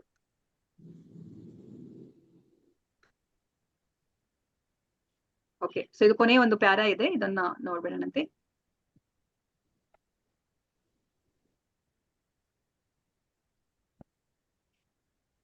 ಪಾರಮಾರ್ಥಿಕ ರಸ ರುಚಿಗಳು ಐಕ ಜಗತ್ತಿನ ರಸ ರುಚಿಗಳಿಗಿಂತ ಭಿನ್ನ. ವಿನೀತ ಭಾವದಿಂದ ಶ್ರವಣ ಮಾಡುವ ಪ್ರಾಮಾಣಿಕ ಶ್ರೋತೃಗಳು ತತ್ಕ್ಷಣದಿಂದಲೇ ಪಾರಮಾರ್ಥಿಕ ರಸ ರುಚಿಗಳನ್ನ ಆಸ್ವಾದಿಸುವುದು ಸಾಧ್ಯವಾಗುವ ರೀತಿಯಲ್ಲಿ ಶ್ರೀಲ ಶುಕಮುನಿಗಳು ಶ್ರೀಮದ್ ಭಾಗವತವನ್ನ ರೂಪಿಸಿದ್ದಾರೆ. ನಮ್ಗೆ ಆ ಭಗವಂತನ ಜೊತೆ ನಾವು ಅವಾಗ್ಲೇ ಇಮಿಡಿಯೇಟ್ ಆಗಿ ನಾವು ಆ ರಸವನ್ನ ನಾವು ವಿನಿಮಯ ಮಾಡ್ಕೋಬಹುದು. ಆ ತರ ಶುಕಮುನಿಗಳು ಅದನ್ನ ಅವರು ಇಲ್ಲಿ ನಿರೂಪಿಸಿದ್ದಾರೆ ಅಂತ ಹೇಳ್ಬಿಟ್ಟು ಹೇಳ್ತಾ ಇದಾರೆ. ಪಕ್ವ ಫಲವು ಒಮ್ಮಿಂದೊಮ್ಮಿಗೆ ಅತ್ಯುನ್ನತವಾದ ಕೃಷ್ಣ ಲೋಕದಿಂದ ಬಿದ್ದಿಲ್ಲ ಅಂತ ಹೇಳ್ತಾ ಇದ್ದಾರೆ. ಈ ಪಕ್ವ ಫಲ ಅದು ಕೃಷ್ಣ ಲೋಕದಿಂದ, ಗೋಲೋಕ ವೃಂದಾವನದಿಂದ ಅದು ನೇರವಾಗಿ ಬಿದ್ದಿಲ್ಲ. ಹಾಗಾದ್ರೆ ಹೇಗೆ ಬಂದಿದೆ? ಅದು ಗುರು ಪರಂಪರೆಯ ಮೂಲಕ ಬಂದಿದೆ ಅಂತ ಹೇಳ್ಬಿಟ್ಟು ನಮ್ಗೆ ಇಲ್ಲಿ ಹೇಳ್ತಾ ಇದ್ರೆ, ಆ ರುಜು ಮೂಲದಿಂದನೇ ಬರ್ಬೇಕು, ಅಂತಹ ಒಂದು ಜ್ಞಾನವನ್ನೇ ನೀವು ಪಡ್ಕೋಬೇಕು ಅಂತ ಹೇಳ್ಬಿಟ್ಟು ನಮ್ಗೆ ಇಲ್ಲಿ ಒತ್ತಿ ಮತ್ತೆ ಹೇಳ್ತಾ ಇದ್ದಾರೆ. ಯಾವುದೇ ಬದಲಾವಣೆ, ಅಡ್ಡಿ ಆತಂಕಗಳಿಲ್ಲದೆ ಗುರು ಶಿಷ್ಯ ಪರಂಪರೆಯ ಸರಣಿಯ ಮೂಲಕ ಇದು ಜಾಗರೂಕತೆಯಿಂದ ಧರೆಗೆ ಬಂದಿದೆ ಅಲ್ವಾ. ಅದು ಎಷ್ಟು ಮುಖ್ಯವಾದ ಪದವನ್ನ ಉಪಯೋಗಿಸ್ತಾರೆ ನೋಡಿ, ಜಾಗರೂಕತೆಯಿಂದ. ಯಾಕಂದ್ರೆ ಅದು ತುಂಬಾ ಮಾಗಿರುವಂತಹ ಹಣ್ಣು ಅಲ್ವಾ. ಅದನ್ನ ನಾವು ಅಲ್ಲಿಂದ ಮೇಲಿಂದ ಎತ್ತಾಕಿದ್ರೆ ಏನಾಗುತ್ತೆ, ಅದು ನಮ್ ಕೈಗೆ ಹೇಗೆ ಸಿಗ್ಬೇಕೋ ಹಾಗೆ ಸಿಗೋದಿಲ್ಲ ಅಲ್ವಾ. ಇದು ನೋಡಿ, ಆ ಗುರು ಪರಂಪರೆಯಲ್ಲಿ ಅದು ಒಬ್ರಿಂದ ಒಬ್ರಿಗೆ ಅದು ಜಾಗರೂಕತೆಯಿಂದ ಬಂದಿದೆ ಅಂತ ಹೇಳ್ಬಿಟ್ಟು ಇಲ್ಲಿ ಧರೆಗೆ ಬಂದಿದೆ ಅಂತ ಹೇಳ್ತಾ ಇದಾರೆ. ಈ ಗುರು ಶಿಷ್ಯ ಪರಂಪರೆಯ ಅನುಕ್ರಮದಲ್ಲಿ ಬಾರದ ಮೂರ್ಖರು ಅತ್ಯುತ್ಕೃಷ್ಟ ಪಾರಮಾರ್ಥಿಕ ರಸವಾದ ರಾಸನೃತ್ಯವನ್ನ ಅರ್ಥ ಮಾಡಿಕೊಳ್ಳಲು ಯತ್ನಿಸಿ ಪ್ರಮಾದಗಳನ್ನ ಮಾಡುತ್ತಾರೆ. ನೋಡಿ, ಇವಾಗ ಮತ್ತೆ ಇಲ್ಲಿ ಅದ್ರ ಬಗ್ಗೆ ಒತ್ತಿ ಹೇಳ್ತಾ ಇದಾರೆ ಅಲ್ವಾ. ನಮ್ಗೆ ಇದಕ್ಕಿಂತ ಮುಂಚೆ ನಾವು ತಿಳ್ಕೊಂಡ್ವಿ ಹೇಗೆ ಭಾಗವತವನ್ನ ನಾವು ಓದ್ಬೇಕು ಅಂತ ಹೇಳ್ಬಿಟ್ಟು. ಅವಾಗ್ಲೂ ಸಹ ನಮ್ಗೆ ಹಾಗೆ ಹೇಳಿದಾರಲ್ವಾ. ನಾವ್ ಇವಾಗ ಹೇಗೆ ಭಗವಂತನ ದರ್ಶನವನ್ನ ಅವರ ಪಾದಾರವಿಂದ ಮಾಡ್ತೀವೋ ಅದೇ ತರ ನಾವು ಮೊದಲನೇ ಸ್ಕಂದದಿಂದನೇ ನಾವು 10ನೇ ಸ್ಕಂದಕ್ಕೆ ಹೋಗ್ಬೇಕಾಗುತ್ತೆ. ಅಲ್ಲಿ ಆ ಭಗವಂತನ ಆ ರಾಸಲೀಲೆಗಳನ್ನ ನಾವು ಅರ್ಥ ಮಾಡ್ಕೋಬೇಕು ಅಂತ. ಆದ್ರೆ ಇಲ್ಲಿ ಭೌತಿಕ ಪ್ರಪಂಚದಲ್ಲಿ ಏನ್ ಮಾಡ್ತಾರೆ, ಅವರು ಆ ಭಗವಂತನ ರಾಸ ನೃತ್ಯವನ್ನ ಅರ್ಥ ಮಾಡ್ಕೊಳ್ಳೋದ್ರಲ್ಲಿ ಅವ್ರು ತಪ್ಪನ್ನ ಮಾಡ್ತಾರೆ, ಪ್ರಮಾದವನ್ನ ಮಾಡ್ತಾರೆ ಅಂತ ಹೇಳ್ಬಿಟ್ಟು ಇಲ್ಲಿ ಮತ್ತೆ ನಮ್ಗೆ ಹೇಳ್ತಾರೆ. ನಾವು ಮತ್ತೆ ಆ ತಪ್ಪನ್ನ ನಾವೆಲ್ಲ ಮಾಡ್ಕೂಡ್ದು ಅಂತ ಹೇಳ್ಬಿಟ್ಟು ನಮ್ಗೆ ಇಲ್ಲಿ ಪದೇ ಅಲ್ಲಿ ಎಚ್ಚರಿಕೆಯನ್ನ ಕೊಡ್ತಾ ಇದ್ದಾರೆ ಪ್ರಭುಪಾದರು. ಶುಕಮುನಿಗಳು ಆಧ್ಯಾತ್ಮಿಕ ಸಾಕ್ಷಾತ್ಕಾರದ ವಿವಿಧ ಹಂತಗಳ ಮೂಲಕ ತುಂಬಾ ಎಚ್ಚರಿಕೆಯಿಂದ ಈ ಫಲವನ್ನ ಹಂಚುತ್ತಾರೆ ಎಂದೇ ಶ್ರೀ ಶುಕಮುನಿಗಳು ಹೆಜ್ಜೆಗಳನ್ನ ಅನುಸರಿಸದೆ ರಾಸನೃತ್ಯವನ್ನು ಅರ್ಥ ಮಾಡಿಕೊಳ್ಳಲು ಯತ್ನಿಸುವವರಿಂದ ಪ್ರಮಾದಗಳಾಗುತ್ತವೆ ಅಂತ ಹೇಳ್ಬಿಟ್ಟು ಇಲ್ಲಿ ಹೇಳ್ತಾ ಇದ್ದಾರೆ.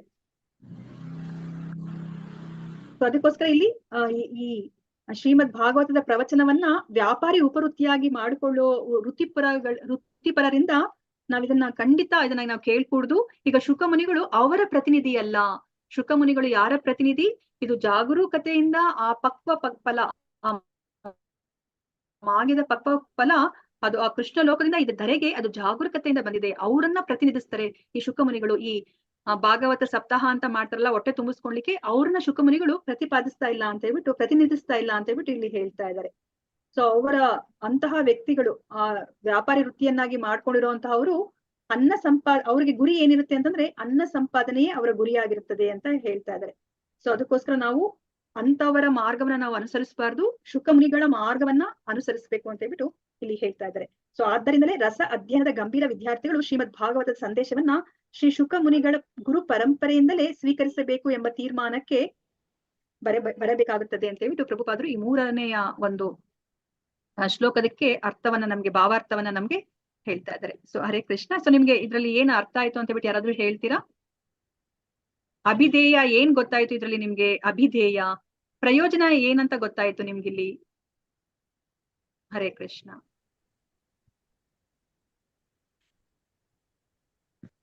ಹರೇ ಕೃಷ್ಣ ಮಾತಾಜಿ. ಹರೇ ಕೃಷ್ಣ ಮಾತಾಜಿ, ಹೇಳಿ. ಇದು ಭಾಗವತ ಅಮೃತವನ್ನು ಸವಿದಂತೆ ಅದನ್ನ ಒಳ್ಳೆ ರೀತಿಯಲ್ಲಿ ಒಂದೇ ಮನಸ್ಸಿನಲ್ಲಿ ಓದ್ಬೇಕು. ಹೆಂಗೆಂಗೋ ಓದಿದ್ರೆ ಅದು ಏನು ಅರ್ಥ ಆಗುದಿಲ್ಲ. ಅದನ್ನ ಓದಿದ್ರೆ ಮುಕ್ತಿಯೂ ಸಿಗುತ್ತೆ, ಮುಕ್ತಾತ್ಮರು ಕೂಡ ಇದನ್ನ ಮತ್ತೆ ಮತ್ತೆ ಓದ್ತಾರೆ ಅಂತ ಹೇಳಿದರು. ಹರಿ ಬೋಲ್ ಮಾತಾಜಿ. ಹರೇ ಕೃಷ್ಣ. ಮತ್ತೆ ಯಾರಾದ್ರೂ ಹೇಳ್ತೀರಾ? ಹರೇ ಕೃಷ್ಣ ಮಾತಾಜಿ. ಇಲ್ಲಿ ರಸಗಳ ಬಗ್ಗೆ ತಿಳಿಸ್ಕೊಟ್ರು ಭಗವಂತ. ರೌದ್ರ ರಸ 12 ರಸಗಳ ಬಗ್ಗೆ ತಿಳ್ಕೊಂಡ್ವಿ. ನಮ್ಗೆ ಗೊತ್ತಿರಲಿಲ್ಲ. ತುಂಬಾ ಚೆನ್ನಾಗಿ ರೌದ್ರ ರಸ, ಅದ್ಭುತ, ಶೃಂಗಾರ, ಹಾಸ್ಯ, ವೀರ, ದಯ, ದಾಸ್ಯ, ಸಾಂಖ್ಯ, ಭಯಾನಕ, ವಿಭತ್ಸ್ಯ, ಶಾಂತರಸ, ವಾತ್ಸಲ್ಯ ಅಂತ ತಿಳ್ಕೊಂಡ್ವಿ. ಎಲ್ಲಾ ರಸಗಳನ್ನು ಭಕ್ತಿ ಸೇವೆಯಿಂದ ನಾವು ಭಗವಂತನ ಆರಾಧಿಸ್ಬೇಕು ಅಂತ ತಿಳ್ಕೊಂಡ್ವಿ ಮಾತಾಜಿ. ಹರೇ ಕೃಷ್ಣ ಮಾತಾಜಿ. ನಾವು ಸಮರ್ಪಿತ ಮನೋಭಾವದಿಂದ ಭಾಗವತವನ್ನ ಸಂದೇಶವನ್ನು ಕೇಳಬೇಕು. ಅದರಿಂದ ನಮ್ಮ ಜ್ಞಾನ ಎಲ್ಲ ಇದಾಗಿ ದೇವೋತ್ತಮನ ಪರಮ ಪುರುಷನ ಹೃದಯ ನಮ್ಮಲ್ಲಿ ಪ್ರತಿಷ್ಠಾಪವಾಗುತ್ತಾರೆ.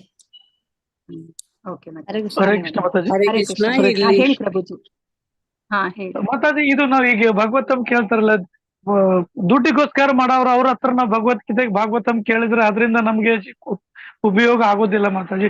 ಗುರು ಪರಂಪರೆ ಅಂತ ಬಂದಿರೋದು ಅಂತದ್ನೇ ನಾವು ಕೇಳ್ಬೇಕು. ಅದರಿಂದ ನಮಗೆ ಮುಕ್ತಿ ಪ್ರಾಪ್ತಿ ಆಗುತ್ತೆ ಅಂತ ಹೇಳ್ಬೇಕು, ತಿಳಿದು ಬರ್ತೈತೆ ಮಾತಾಜಿ. ಹಾ ಪ್ರಭುಜಿ, ಧನ್ಯವಾದಗಳು ಪ್ರಭುಜಿ. ಮತ್ತೆ ಈ ಭಾಗವತ ಮುಕ್ತಾತ್ಮರನ್ನು ಕೂಡ ಆಕರ್ಷಣೆ ಮಾಡುತ್ತೆ. ಎಕ್ಸಾಂಪಲ್ ಶುಕಮುನಿಗಳು, ಅವ್ರು ಮುಕ್ತರಾತ್ಮರಾಗಿರ್ತಾರೆ, ಆದ್ರೂ ಕೂಡ ಅವರು ಆ ಶ್ಲೋಕದ ವರ್ಣನೆಗೆ, ಭಗವಂತನ ವರ್ಣನೆಗೆ ಆಕರ್ಷಣೆ ಪಟ್ಟು ಭಾಗವತವನ್ನ ಓದಕ್ ಶುರು ಮಾಡ್ತಾರೆ. ಹೌದು ಮಾತಾಜಿ ಅಲ್ವಾ? ಓಕೆ, ಹರೇ ಕೃಷ್ಣ. ಗುರು ಪರಂಪರೆಯಿಂದಲೇ ನಾವು ಶ್ರವಣ ಕೇಳ್ಬೇಕು ಅಂತ ತಿಳ್ಕೊಂಡ್ವಿ ಮಾತಾಜಿ. ಇದರಲ್ಲಿ ನಾವು ಭಾಗವತವನ್ನ ಓದುವ ಪ್ರಯೋಜನ ಏನು ಅಂತಂದ್ರೆ, ನಾವು ಏನು ರಸ ವಿನಿಮಯ ಏನಿದೆ ಅದನ್ನ ನಾವು ಭಗವಂತನೊಟ್ಟಿಗೆ ನಾವು ಎಲ್ಲಾ ರಸಗಳ ವಿನಿಮಯವನ್ನು ಮಾಡ್ಕೊಳ್ಬಹುದು ಅನ್ನೋದೊಂದು ಅರ್ಥ ಮಾಡ್ಕೊಂಡು ಅಲ್ವಾ? ಅದು ತುಂಬಾ ಮುಖ್ಯವಾದದ್ದು, ಅರ್ಥ ಮಾಡ್ಕೋಬೇಕಾಗಿರೋದು ಅಲ್ವಾ? ನಾವು ರಸವನ್ನ ಯಾರ ಜೊತೆ ಬೇಕಾದ್ರೂ ವಿನಿಮಯ ಮಾಡ್ಕೊಂಡ್ರೆ ನಮ್ಗೆ ಸಂತೋಷ ಸಿಗೋದಿಲ್ಲ ಅಲ್ವಾ? ನಾವು ದೇವೋತ್ತಮ ಪರಮ ಪುರುಷನ ವಿಭಿನ್ನ ಅಂಶ ಆಗಿರೋದ್ರಿಂದ ನಾವು ಭಗವಂತನ ಜೊತೆ ನಾವು ಅದನ್ನ ವಿನಿಮಯ ಮಾಡ್ಕೊಂಡಾಗ ಅಷ್ಟೇನೆ ನಮ್ಗೆ ಅಲ್ಲಿ ಸಂಪೂರ್ಣತೆ ನಮ್ಗೆ ಸಿಗ್ಲಿಕ್ಕೆ ಸಾಧ್ಯ, ಸಂಪೂರ್ಣ ಏನು ಸಂತೋಷ ಸಿಗ್ಲಿಕ್ಕೆ ಸಾಧ್ಯ ಅಂತ ನಾವು ತಿಳ್ಕೊಂಡ್ವಿ. ಹೌದು. ಮತ್ತೆ ಇವಾಗ ನಮ್ಗೆ ಹರೇ ಕೃಷ್ಣ. ಹರೇ ಕೃಷ್ಣ ಮಾತಾಜಿ. ಹೇಳಿ. ಮನುಷ್ಯ ತರ ಪ್ರಾಣಿಗಳ ತರ ನಾವ್ ಇರ್ಬಾರ್ದು. ಅದ್ರ ತರ ಮನುಷ್ಯನಾಗೆ ಇದನ್ನ ಭಗವತ್ ಅಧ್ಯಾಯದ ಬಗ್ಗೆ ಇದ್ದು ನಾವು ಹೋಗ್ಬೇಕು. ಮೃಗ ತರ ನಾವು ಬದುಕಬಾರ್ದು. ಅದನ್ನ ಮೇನ್ ನಾವು ತಿಳ್ಕೊಂಡಿದ್ವಿ.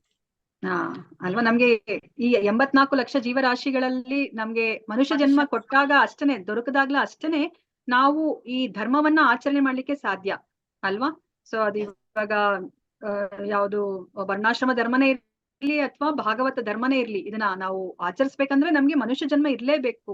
ಅವಾಗಷ್ಟೇನೆ ನಾವು ಅದನ್ನ ಉಪಯೋಗಿಸ್ಕೊಂಡು ನಾವು ಈ ಭವಸಾಗರದಿಂದ ನಾವು ಪಾರಾಗ್ಲಿಕ್ಕೆ ನಾವು ಪ್ರಯತ್ನವನ್ನ ಪಡ್ಬೇಕು. ಇಲ್ಲಾಂದ್ರೆ ನಾವು ಬರೇ ಹೆಚ್ಚು ಭೋಗವನ್ನ ಅನುಭವಿಸ್ಬೇಕು ಅಂತ ಹೇಳ್ಬಿಟ್ಟು ನಾವು ಈ ಮನುಷ್ಯ ಜನ್ಮವನ್ನ ಉಪಯೋಗಿಸ್ಕೊಂಡ್ರೆ ನಮಗೂ ಮತ್ತೆ ಪ್ರಾಣಿಗಳಿಗೂ ಯಾವುದೇ ಒಂದು ವ್ಯತ್ಯಾಸ ಇಲ್ದಂಗ ಆಗುತ್ತೆ.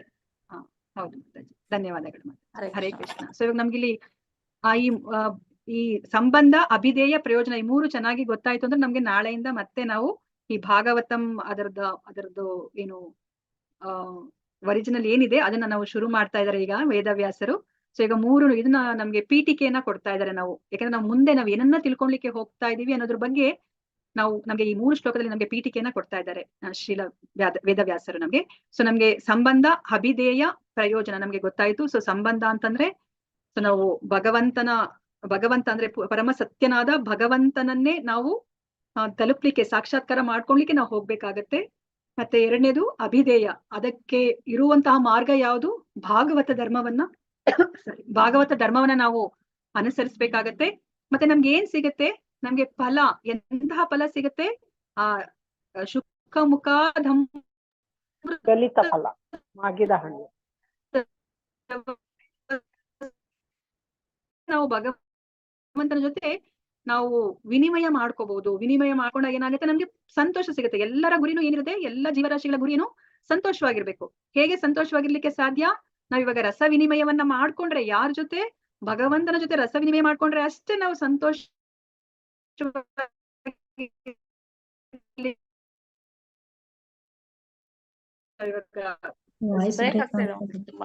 ಬ್ರೇಕ್ ಆಗ್ತಾ ಇದೆ ಮಾತಾಜಿ. ಕೇಳಿಸಲ್ಲ ಮತ್ತೆ ಎಲ್ಲ ಕಟ್ಟೊಡಿತು. ಹರೇ ಕೃಷ್ಣ. ಓಕೆ, 20 ಶ್ಲೋಕಗಳಿದೆ. ಆ 20 ಶ್ಲೋಕದಲ್ಲಿ ನಾವು ಇವಾಗ ಯಾವ ತರ ಇಲ್ಲಿ ಇದು ಭಾಗವತಂ ಇದು ಶುರುವಾಗತ್ತೆ, ಹೇಗೆ ಭಾಗವತಂ ಶುರುವಾಗ್ಲಿಕ್ಕಿಂತ ಮುಂಚೆ ನಮ್ಗೆ ಫಸ್ಟ್ನೇ ಶ್ಲೋಕದಲ್ಲಿ ಧರ್ಮಕ್ಷೇತ್ರ ಕುರುಕ್ಷೇತ್ರ ಅಲ್ವಾ? ಕುರುಕ್ಷೇತ್ರದ ಬಗ್ಗೆ ನಾವು ತಿಳ್ಕೊಂಡ್ವಿ ಅಲ್ವಾ? ಕುರುಕ್ಷೇತ್ರ ಎಂತಹ ಪುಣ್ಯ ಸ್ಥಳ ಅಂತ ನಾವು ತಿಳ್ಕೊಂಡ್ವಿ ಅಲ್ವಾ? ಪುಣ್ಯಕ್ಷೇತ್ರ ಅಂತ ತಿಳ್ಕೊಂಡ್ವಿ. ಅದೇ ತರನೇ ಈಗ ಭಾಗವತಂ ಈಗ 2ನೇ ಬಾರಿಗೆ ಸೂತ ಮುನಿಗಳು ಅವರು ಶೌನಕಾದಿ ಋಷಿಗಳಿಗೆ ಹೇಳ್ತಾ ಇದಾರಲ್ಲ, ಆ ಜಾಗ ಯಾವ ತರ, ಆ ನೈಮಿಷಾರಣ್ಯ ಯಾವ ತರ ಅಂತ ನಾವು ತಿಳ್ಕೊತಾ ಇದೀವಿ. ಅದಾದ್ಮೇಲೆ ಸೂತ ಮುನಿಗಳು ಬಂದಾಗ ಅವ್ರಿಗೆ ಹೇಗೆ ಅವರು ಗೌರವವನ್ನ ತೋರಿಸ್ತಾರೆ ಶೌನಕಾದಿ ಋಷಿಗಳು ಅಂತ ಹೇಳ್ಬಿಟ್ಟು ನಾವು ತಿಳ್ಕೊತೀವಿ. ಅವ್ರಿಗೆ ವ್ಯಾಸಪೀಠವನ್ನ ಕೊಡ್ತಾರೆ. ಅದಾದ್ಮೇಲೆ ಅವ್ರಿಗೆ ಹೇಗೆ ವಿನೀತ ಭಾವದಿಂದ ಪ್ರಶ್ನೆಯನ್ನ ಕೇಳ್ತಾರೆ. 6 ಪ್ರಶ್ನೆಗಳು ಯಾವುದು, ಈ ಕಲಿಯುಗದ ವೈಪರೀತ್ಯಗಳು ಏನು ಅಂತ ಹೇಳ್ಬಿಟ್ಟು ಇದನ್ನೆಲ್ಲವನ್ನ ನಾವು ನಾಳೆಯ ದಿನದಲ್ಲಿ ನಾವು ತಿಳ್ಕೊಳ್ಳೋಣಂತೆ. ನಾಳೆ ಆದಷ್ಟು ಟ್ರೈ ಮಾಡ್ತೀನಿ ನಾನು ಮುಗಿಸ್ಲಿಕ್ಕೆ, ಇಲ್ಲಾಂದ್ರೆ ಇನ್ನೊಂದಿನ ಎಕ್ಸ್ಟ್ರಾ ಬೇಕಾಗತ್ತೆ. ಸೊ ಶ್ರೀಮದ್ ಭಾಗವತಂ ಗ್ರಂಥ ಮಹಾರಾಜ್ ಕಿ ಜೈ, ಶಿಲ ಪ್ರಭುಪಾದ್ ಕಿ ಜೈ, ಶಿಲ ಗುರುದೇವ್ ಕಿ ಜೈ. ಇಲ್ಲಿ ನೆರೆದಿರುವ ಅನಂತ ಕೋಟಿ ವೈಷ್ಣವ ಭಕ್ತರೊಂದಿಗೆ ಕಿ ಜೈ. ವಾಂಚ ಕಲ್ಪತೃಭ್ಯಶ್ಚ ಕೃಪಾ ಸಿಂಧು ಭೇವಚ ಪತಿತಾನಾಂ ಪಾವನೇಭ್ಯೋ ಹರೇ ಕೃಷ್ಣ ಮಾತಾಜಿ. ಹರೇ ಕೃಷ್ಣ ಮಾತಾಜಿ. ಕ್ಲಾಸ್ ತುಂಬಾ ಚೆನ್ನಾಗಿತ್ತು ಮಾತಾಜಿ. ಧನ್ಯವಾದಗಳು. ಹರೇ ಕೃಷ್ಣ, ಧನ್ಯವಾದಗಳು. ಹರೇ ಕೃಷ್ಣ, ಈ ಪ್ರಶ್ನೆಗಳನ್ನ ನೀವು ಬರ್ಕೊಳ್ಳಿ. ಹರೇ ಕೃಷ್ಣ, ಈ ಪ್ರಶ್ನೆಗಳನ್ನ ನೀವು ಬರ್ಕೊಳ್ಳಿ. ಈಗ ಕ್ಲಾಸ್ ಆಗ್ತಾ ಆಗ್ತಾ ನೀವು ಅಟ್ಲೀಸ್ಟ್ ಈ ಫಸ್ಟ್ನೇ ಕ್ಯಾಂಟೋದ ಫಸ್ಟ್ನೇ ಅಧ್ಯಾಯದಲ್ಲಿ ಇಷ್ಟನ್ನಾದ್ರೂ ನಾವು ಚೆನ್ನಾಗಿ ಮನನ ಮಾಡ್ಕೋಬೇಕು. ಈಗ ನೋಡಿ, ನಮ್ಗೆ ಯಾರಾದ್ರೂ ರಾತ್ರಿಯಲ್ಲಿ ಇಲ್ಲ ಅಂತ ಹೇಳಲಿಕ್ಕೆ 5 ಕಾರಣಗಳು ಯಾವ್ದು ಅಂತಂದ್ರೆ ನಾವ್ ಎಂತ ಸಮಯದಲ್ಲೂ ನಾವು ಹೇಳ್ತೀವಿ ಅಲ್ವಾ? ಅದೇ ತರನೇ ಅಟ್ಲೀಸ್ಟ್ ಮಿನಿಮಮ್ ಇಷ್ಟನ್ನ ನಾವು ತಿಳ್ಕೊಬೇಕಾಗತ್ತೆ. ಇದನ್ನ ಬರ್ಕೊಳ್ಳಿ.